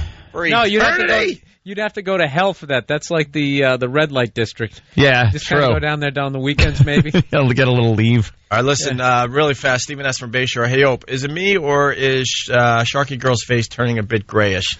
No, her neck looks thick. Looks like she's got Captain Trips. All right, listen. Thank you. Thank you, fan. We have a King reader. We have a major situation here. We don't know what to do though. If you're just tuning in, we got Pal Talk. We get to see our listeners as they listen to our radio show. And someone brought it to our attention that this Sharky Girl is like either passed out or just sleeping. Something's going on. We can't wake her. We're looking at her. She looks like she's fallen into a deeper sleep. I think she fainted when she figured out Jimmy wasn't going to be here today. Yeah, she saw Bill Burr on Pal Talk and went, I'll take responsibility. Her back is on the side of her bed, and her neck is in a really, really weird position. Well, if she's just sleeping, that's going to hurt. But she is breathing.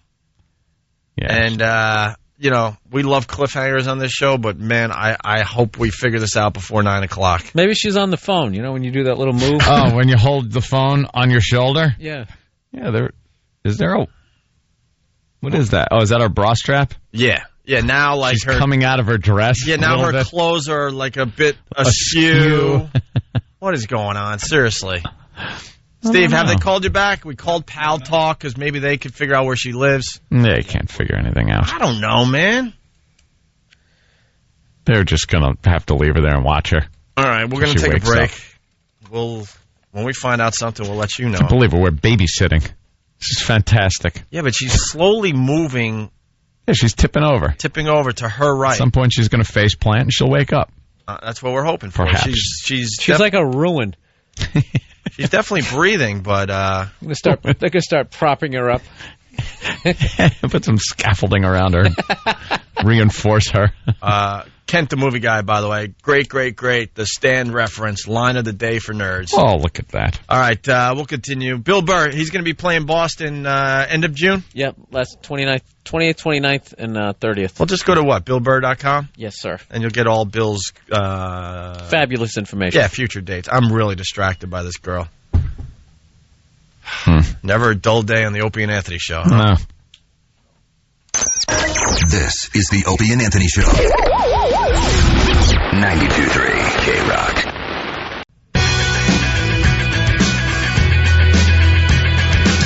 All right, we got an update. A few people are really frustrated that we stopped this show with the Sharky Girl thing. It's Opie and Anthony, by the way. We got Pal Talk, and we watch the listeners as they listen to the radio show.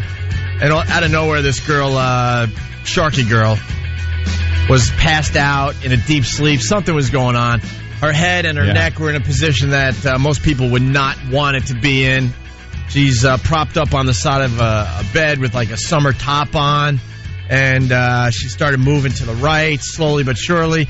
Just as we went into break, what happened, Anthony? Well, she stretched and yawned in what I can only imagine filled the room up with a gas chamber of horrors coming out of her mouth.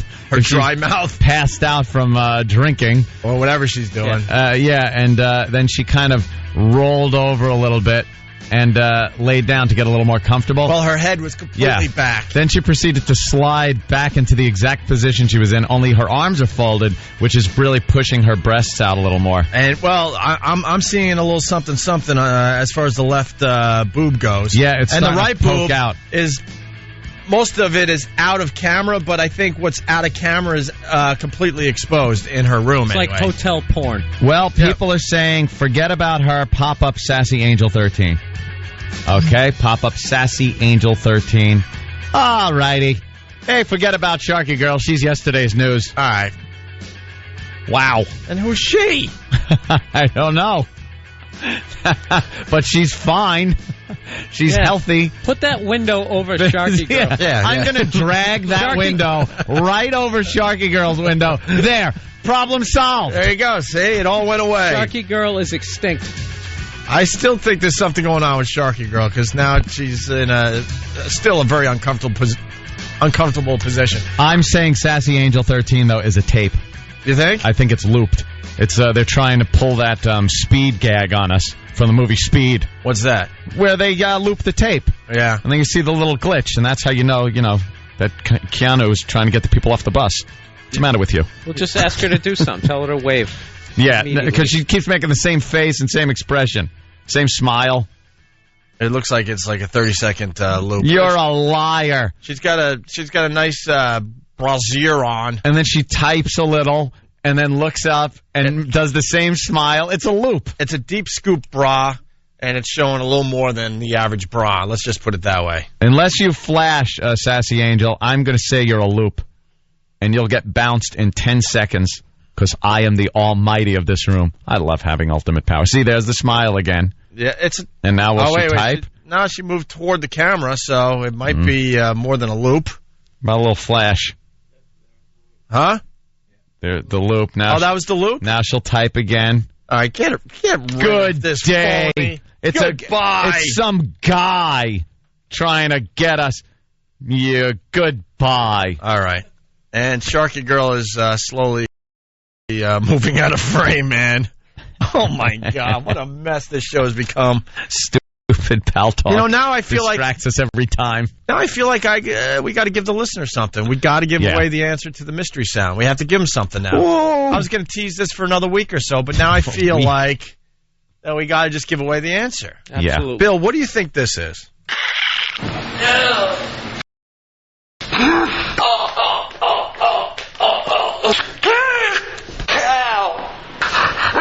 She's up. She's up. She's puking. She's puking or coughing. Wait, she's coughing. What is she doing? She just, bent forward right into the camera and started coughing. Very dramatically. And now she's like, wow, does she look awful.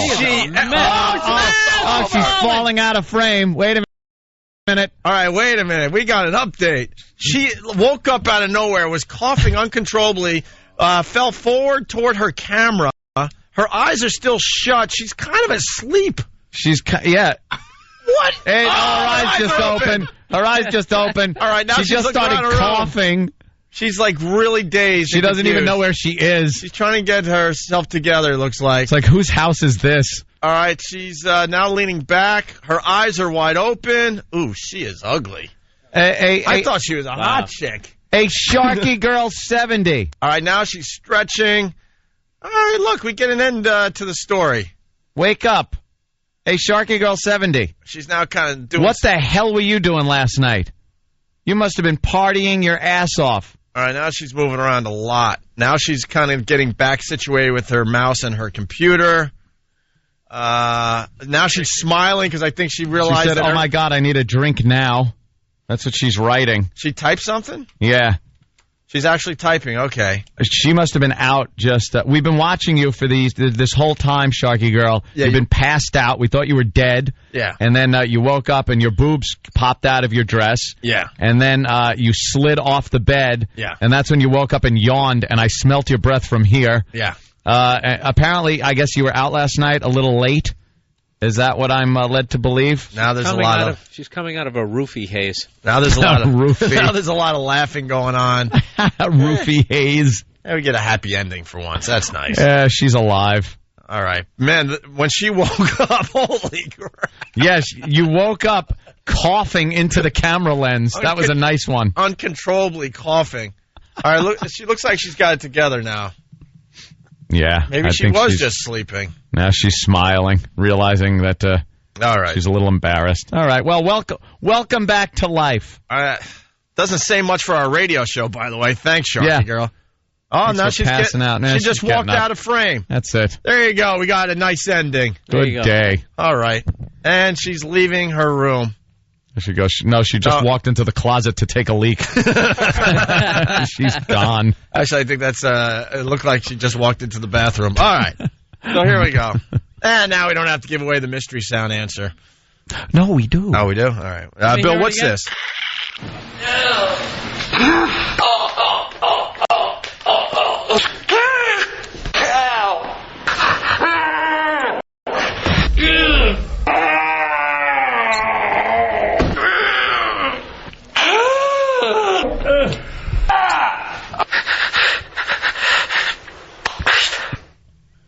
What do you think, Bill? That sounds like the climactic point of every audio clip you've gotten over the last 12 months. See, that's what it sounds like every time. But it sounds a little sexual. Or somebody is constipated and a loved one is using a plunger on an anus. I think you had it right up until that part. You had a great line, and then the last part made him dumb. I think you had it right up until that. Right until, because everyone understood what you were saying, but then you had to bring it home. Yeah, you It had to sounded make it. like someone was using you had to bring a it home. plunger and somebody was constipated. See, all right, stop right there. I did. I'm done. Who knows now? You had to, bring it home for the slow people out there when, 90% of the audience would have got it. Maybe they heard it. Who knows? All right. Once again, another version of it. It's a fetish, by the way. Oh, it is a fetish. It's a guy, and this is his fetish. Toe cheese or something? Oh, no. Oh, Jesus.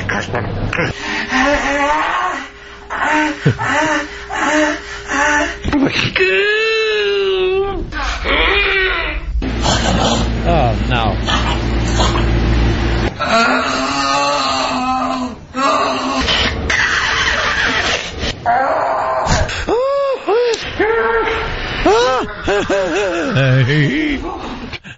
Hey, by the way, German Jackie Marling. Yeah, we need Sharky Girl to call the show. E-Rock, could you get her a private message, maybe with one of the special phone lines? We got to see what the hell. Yeah, I want to see what she was doing last night. She passed Bill, out like that. Another answer that will get dumped. Porn from Germany. We all know what they like. We all know what they like. Scatman Crothers. Right. Hey, I have no idea. It can't be sexual. It's because fetishes are not necessarily sexual, right? Yeah. Didn't we learn that on a past show or something? Is it somebody? Is anything being licked? No. Okay. Well, we have to take a break. Oh, What? God. No, I'm not going to do that today. Thank you. Huh? I was going to say, what kind of fetish isn't sexual? I don't know. We had an expert on it saying that fetishes are not necessarily sexual in nature. I didn't really get it. How do you become an expert in that? Just by default that no one even realized that was a job? Well, you just could say you're an expert, because who's going to look up your credentials? A sex expert has to be an older woman that just is kind of has seen a lot of action. You need that and a white lab coat. Yeah, that's it. Guys can't be sex experts. You ever see a guy go, like, being in radio for years, you always get these sex experts want to come on. I have a new book. I have this tape. I have this. It's never a guy. Right. Because guys would just be, hey, here's what you do. You take this, you put it here, you back and forth a few times. All right, the answer, audio of a man with fetish for getting his head squeezed by women's thighs. Is it one guy? Yeah. It's just a montage. A montage of this same guy? Yeah, this is his fetish. Wow. The weird part about it, the women are completely clothed. Uh-huh. So what is that farting noise? It could be the wind, like, squeaking out of his ears between the thighs and, listen again. And his ears. Audio of man with fetish for getting his head squeezed by women's thighs. Women are clothed.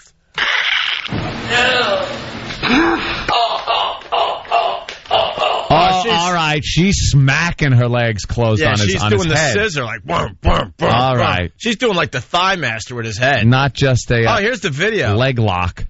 Oh. There's the video. Well, totally close. Sorry, I know this is this radio, guy but that is was ridiculous. What a dumb fetish. This is the other side of exploring your sexuality. There's like, explore your sexuality. You know what? This is what you end up to. You cannot have any sort of a healthy relationship with anyone. You have to call up whores like Domino's. I'll tell you one thing. These girls aren't totally clothed. No. They're wearing like thongs and stuff. Yeah, they're in bikinis. His face Little is bikinis. His head's turning red. Yeah, like he's being strangled. These women are choking him out a little bit. The video is Bikini Leg Lock Fetish off our website. All right? Bikini Leg Lock Fetish.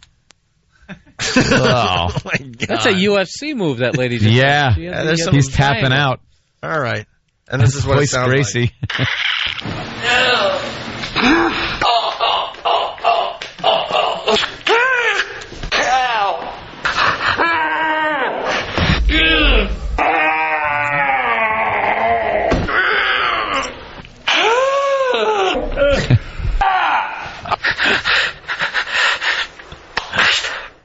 I love that one.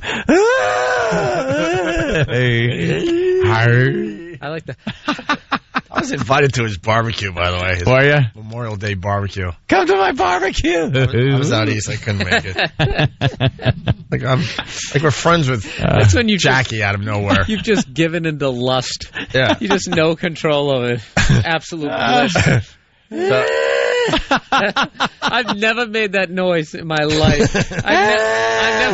I've never been that happy. The guy's just getting his head squeezed till it's purple. Yeah, and he goes, it was changing colors. The video is really funny because in some shots, all you see is his head just sticking out between the thighs and his face turning a different color.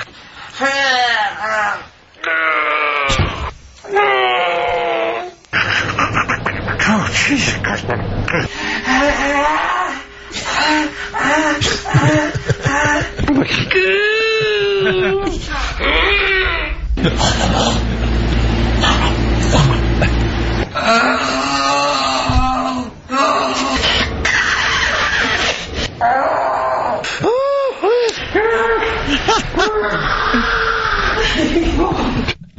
Oh, please. It gets funnier the more you listen to it. I love that guy. Oh, yeah. Oh, please. Hey. Some of these fetishes, that's the only noise you can make, man. Yeah. I don't know. You know, I'm not into any of these fetish things, especially to that extreme. To be like that noise. I can't see how that would you hit a girl's spot and she really starts getting into it. It turns you on more. Like I can't that turning on a woman. No. And going, That's not a girl isn't going. Ooh, yeah. Listen to the sound he's making. It must have been great when she goes, "So, baby, what do you like?" Just kind of.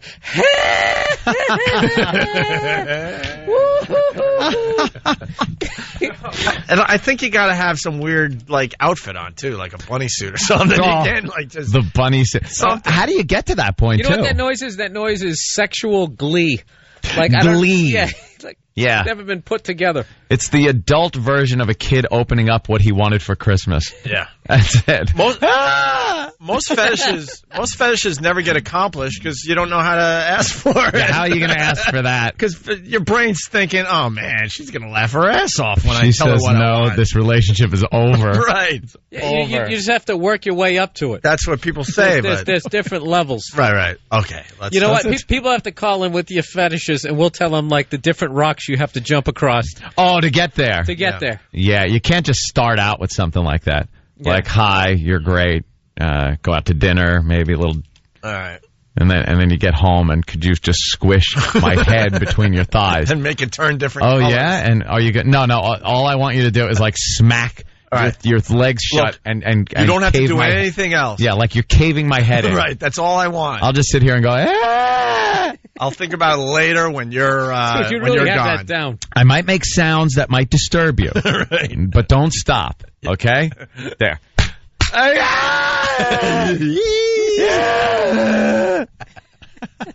sound I'm going to sound like a soul singer having his taint tickled. The The sound of a fetish. Yeah,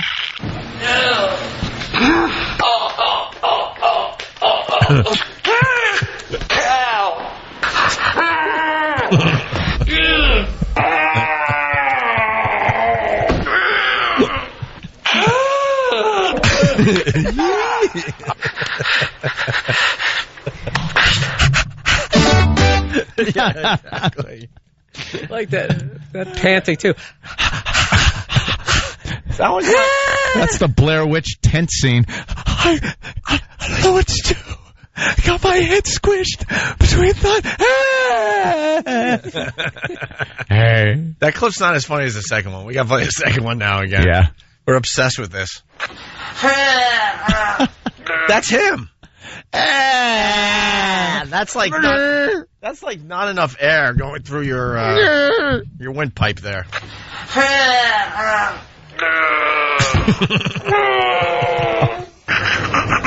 Oh, Jesus Christ.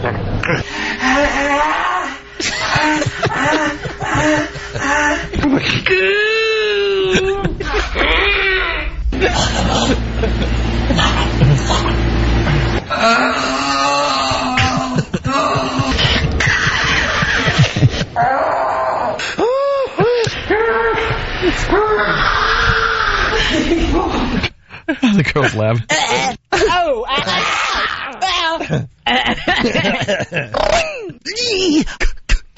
Hey, I'm abroad, but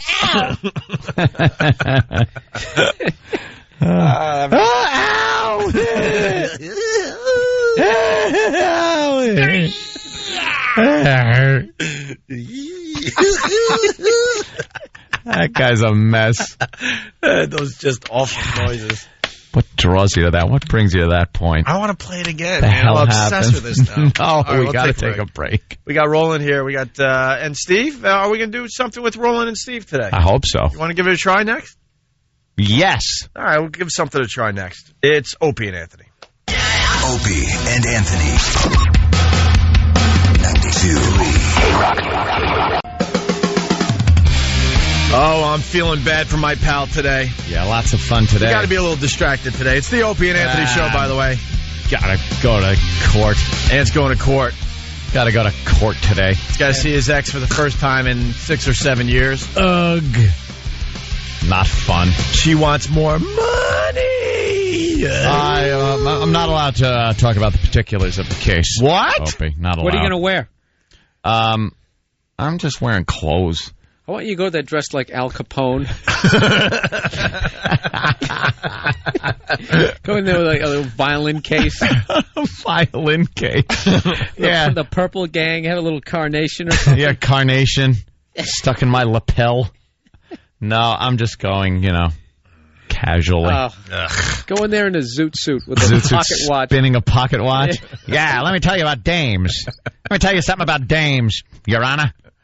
23 skidoo. Gotta look at her lawyer. Ugh, Dominic. Ugh. Well, will you be able to give us some kind of update tomorrow? Yeah, I'll give you an update. I feel bad for you, buddy. It's just one of those I thought you were in the clear, though. things. Right? So did he. Hey, what are you going to do? What are you going to do? This is why guys go on the internet and they check out the tides. Jesus. You can only push. And obviously can't talk. It's insane what's going on. As far as the situation goes. Can't talk about I think we can say particulars. that much. But I'm Can't just talk saying, about the with particulars. guys, we only have so many solutions before there's just, maybe I'll just do something violent. Something horrific. Yeah. And then you say, I was pushed to this point. Yeah, I can. That's what you tell the press. Look, I was pushed to this I can point. ignore it. I can try to talk to about it, or I could just saw somebody's head off. That's basically the A, B, or C. There are things that people go through in divorce cases where they could just be solved. It could just be resolved easily. But lawyers just love dragging themselves into this situation and just just so they could get more cash out of the situation. Like a number of problems can just be dealt with and solved. But now you got to sit there and look at that. I got to look at that guy. Ugh. And quite frankly, I don't want to look at my ex either. I was going to say, you seem more disturbed that you got to look at her lawyer than her. I don't want to see when it doesn't say much for the lawyer because I know how much you hate the ex. When relationships are over with me, here's how I am.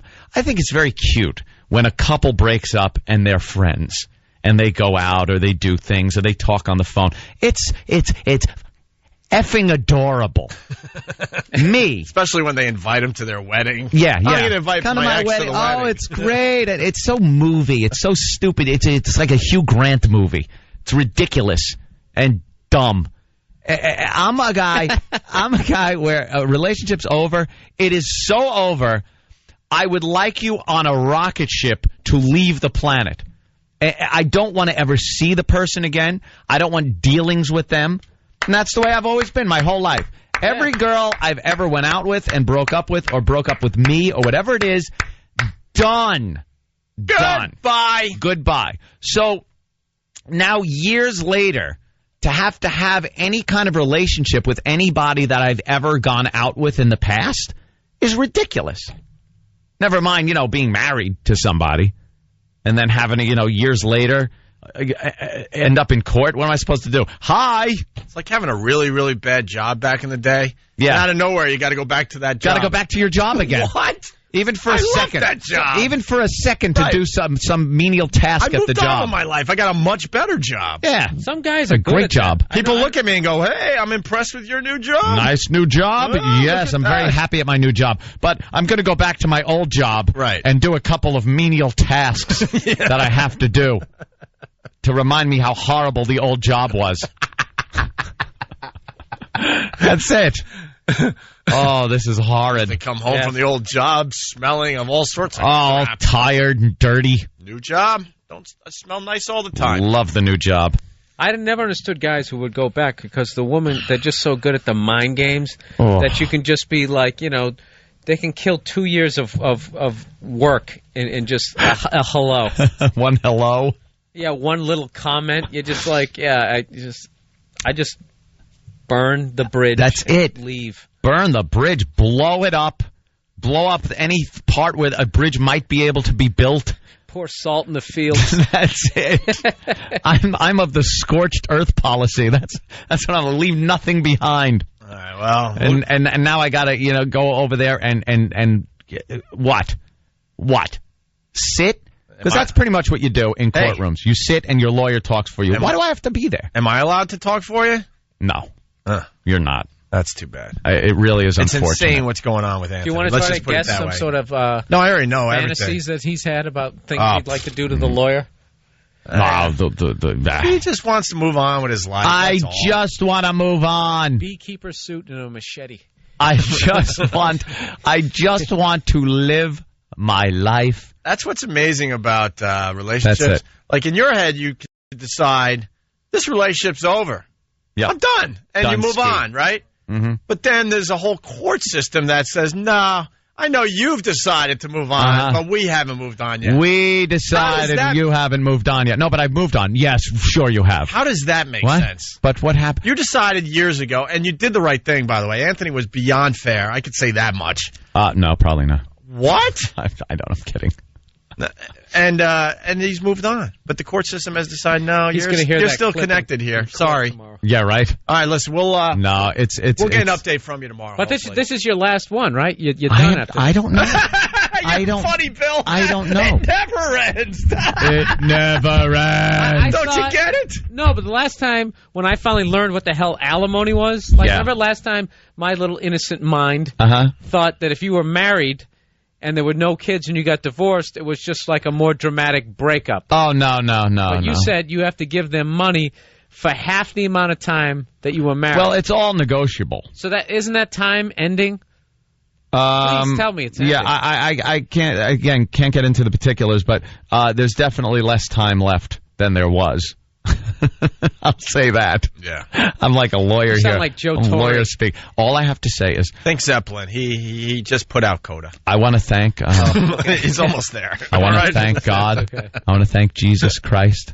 I want to thank God that my spermatozoa never swam through an egg and fertilized it. Thank you. See, it could have always Thank you. It could have been worse. Could have been worse. Could have been worse. Because then you're dealing with another person for the rest of your or that child's life. Isn't it 18 years? Imagine that. But even longer than that, then there's, the kid's wedding, and you got to show up and see the person again. And they have to separate you from the whole wedding. It's That's just fun. It's one of those situations where your whole life now is based on this link that you now have, this living link Your whole to a life is person based you on want nothing to do with anymore. Your whole life is based on the fact that you're horny one night. Right. That's it. Yeah. It could be that situation, sure. I wonder what that's like for the kid the day they figure that out when they become an adult. You're the link to a person I want nothing to do with. Thank you. Thank you, son. You're evidence and you of look a like her. one-night stand. Yeah. And you look like her, too. Oh, and there's a slight resemblance, So how could so you you got to look at it. How could you actually truly love the kid? Oh, you can't. You can't. If you're a child of divorce, and it's not a very nice divorce, you are not looked at favorably by either of your parent because you look kind of like the parent that they hate.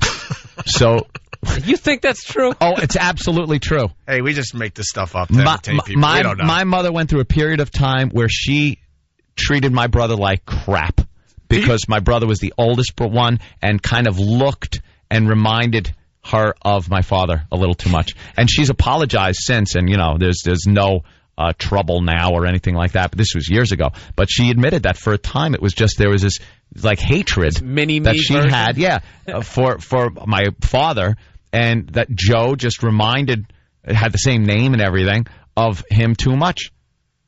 So if you're the child of divorce, look right now. You resemble one of the parents or both of them. Your parents don't like you. I just thought I was just thinking like the horror of that whole situation, that you just wish you could have like a time machine and go back to the moment when you met the person, and it'd be hilarious because they would have no idea who you were. Right. You just walk up and just scream, F you! And then just walk out and they'd be like, what happened? What was that all about? What went on there? Hey, I'm just going to do that today. I'm going to walk up to random chicks. Just do that. Just do that. I'm going to play Bill Burr's time machine game. I'm just going to do it. The Men in Black, where you just flash that thing in front of you. I'm going to memory thing. Some lady that's about my age. I'm just going to yell in her face. F you. Yeah. In another dimension, we got married and had a kid. That's really funny. All right. Well, good luck to you. Hey, thanks. Yeah. Looking forward to it. Do we have time for Steve and Roland? Are we running out of time? Oh, Can we man. do a quick one and maybe do some more tomorrow? Yeah, I want to. Let's give it a test run. All right. We're going to really? Did we test this in the lab?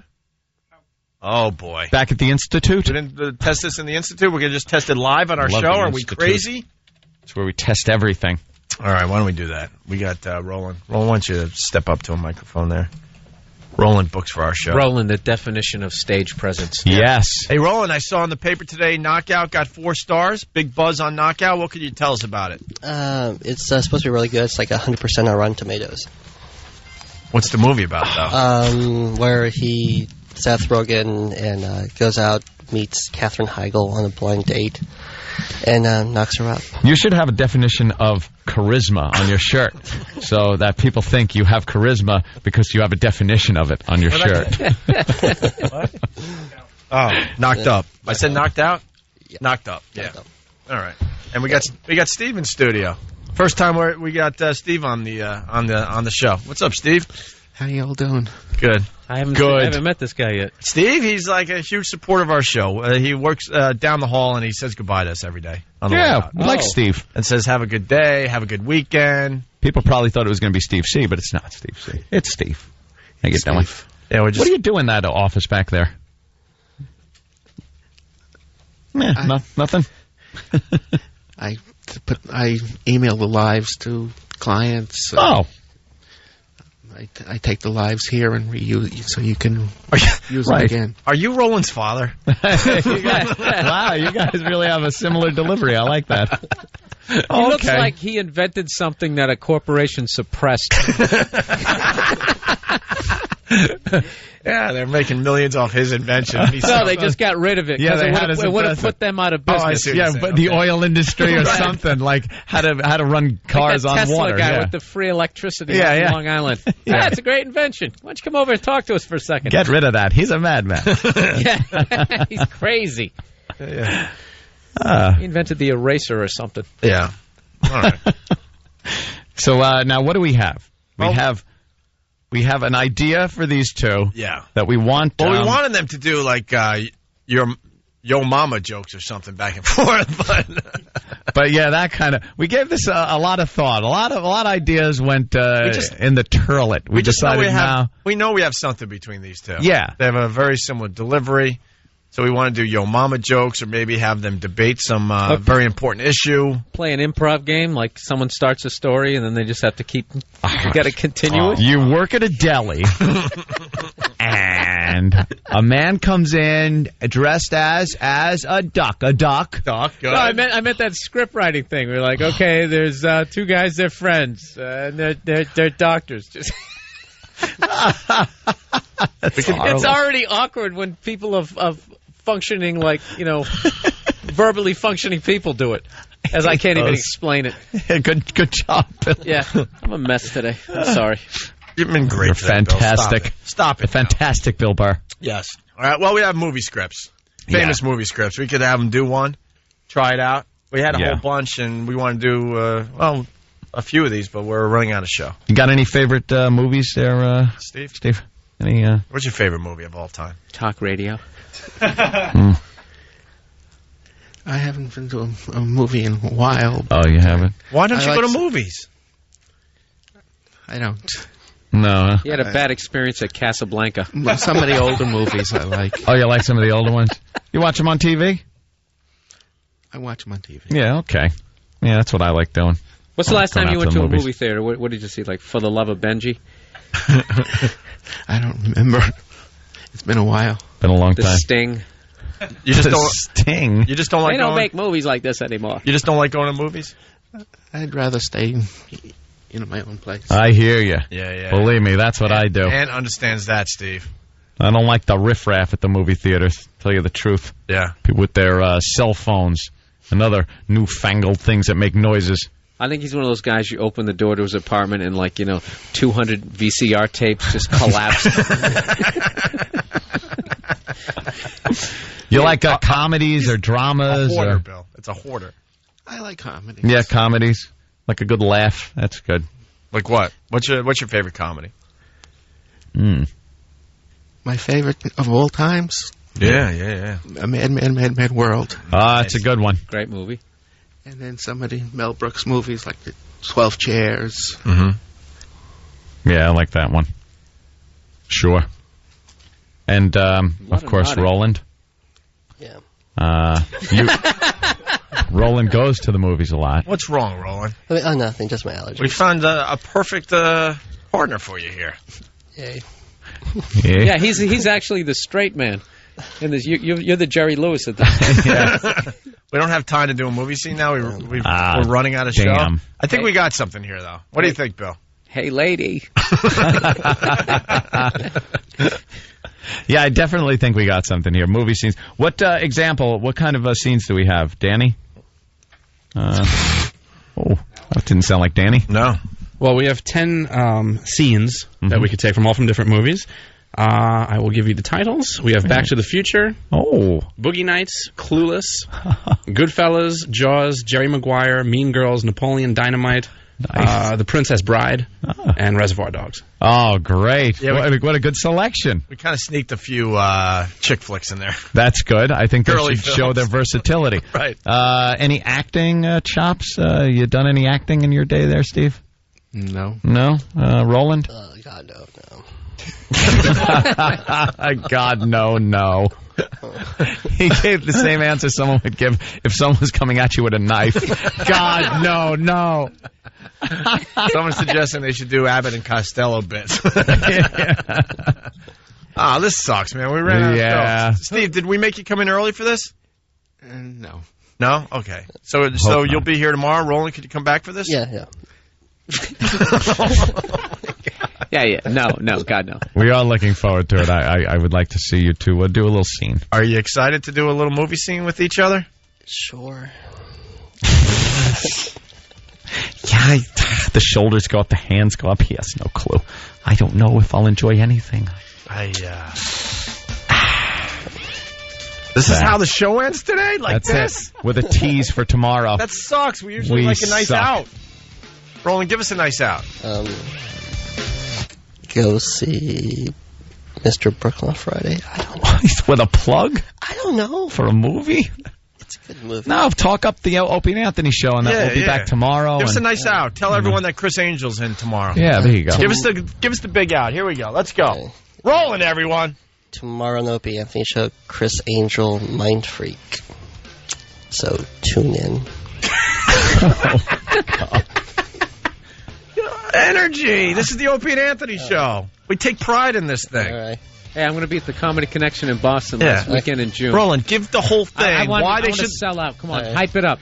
All right. Tomorrow on the Opie and Anthony show, Chris Angel, Mind Freak, and see Bill Burr in Boston in June.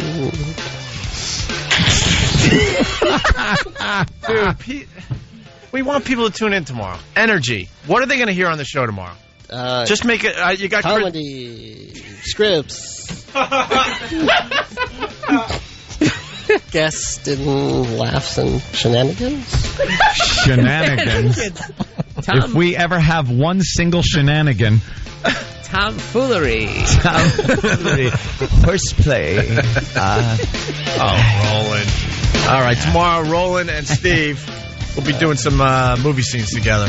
Yep. And maybe some Yo Mama jokes. We'll figure it out tomorrow. Sure. All right, and good luck today. Thank you. Tough day for Anthony. Yeah, Bill Burr. Bill's going to come in tomorrow, so we'll talk more with Bill Burr tomorrow. All right? Right. Thanks, guys. Roland, you suck. Yeah, Mar. This is the Opie and Anthony Show. 92.3 K-Rock.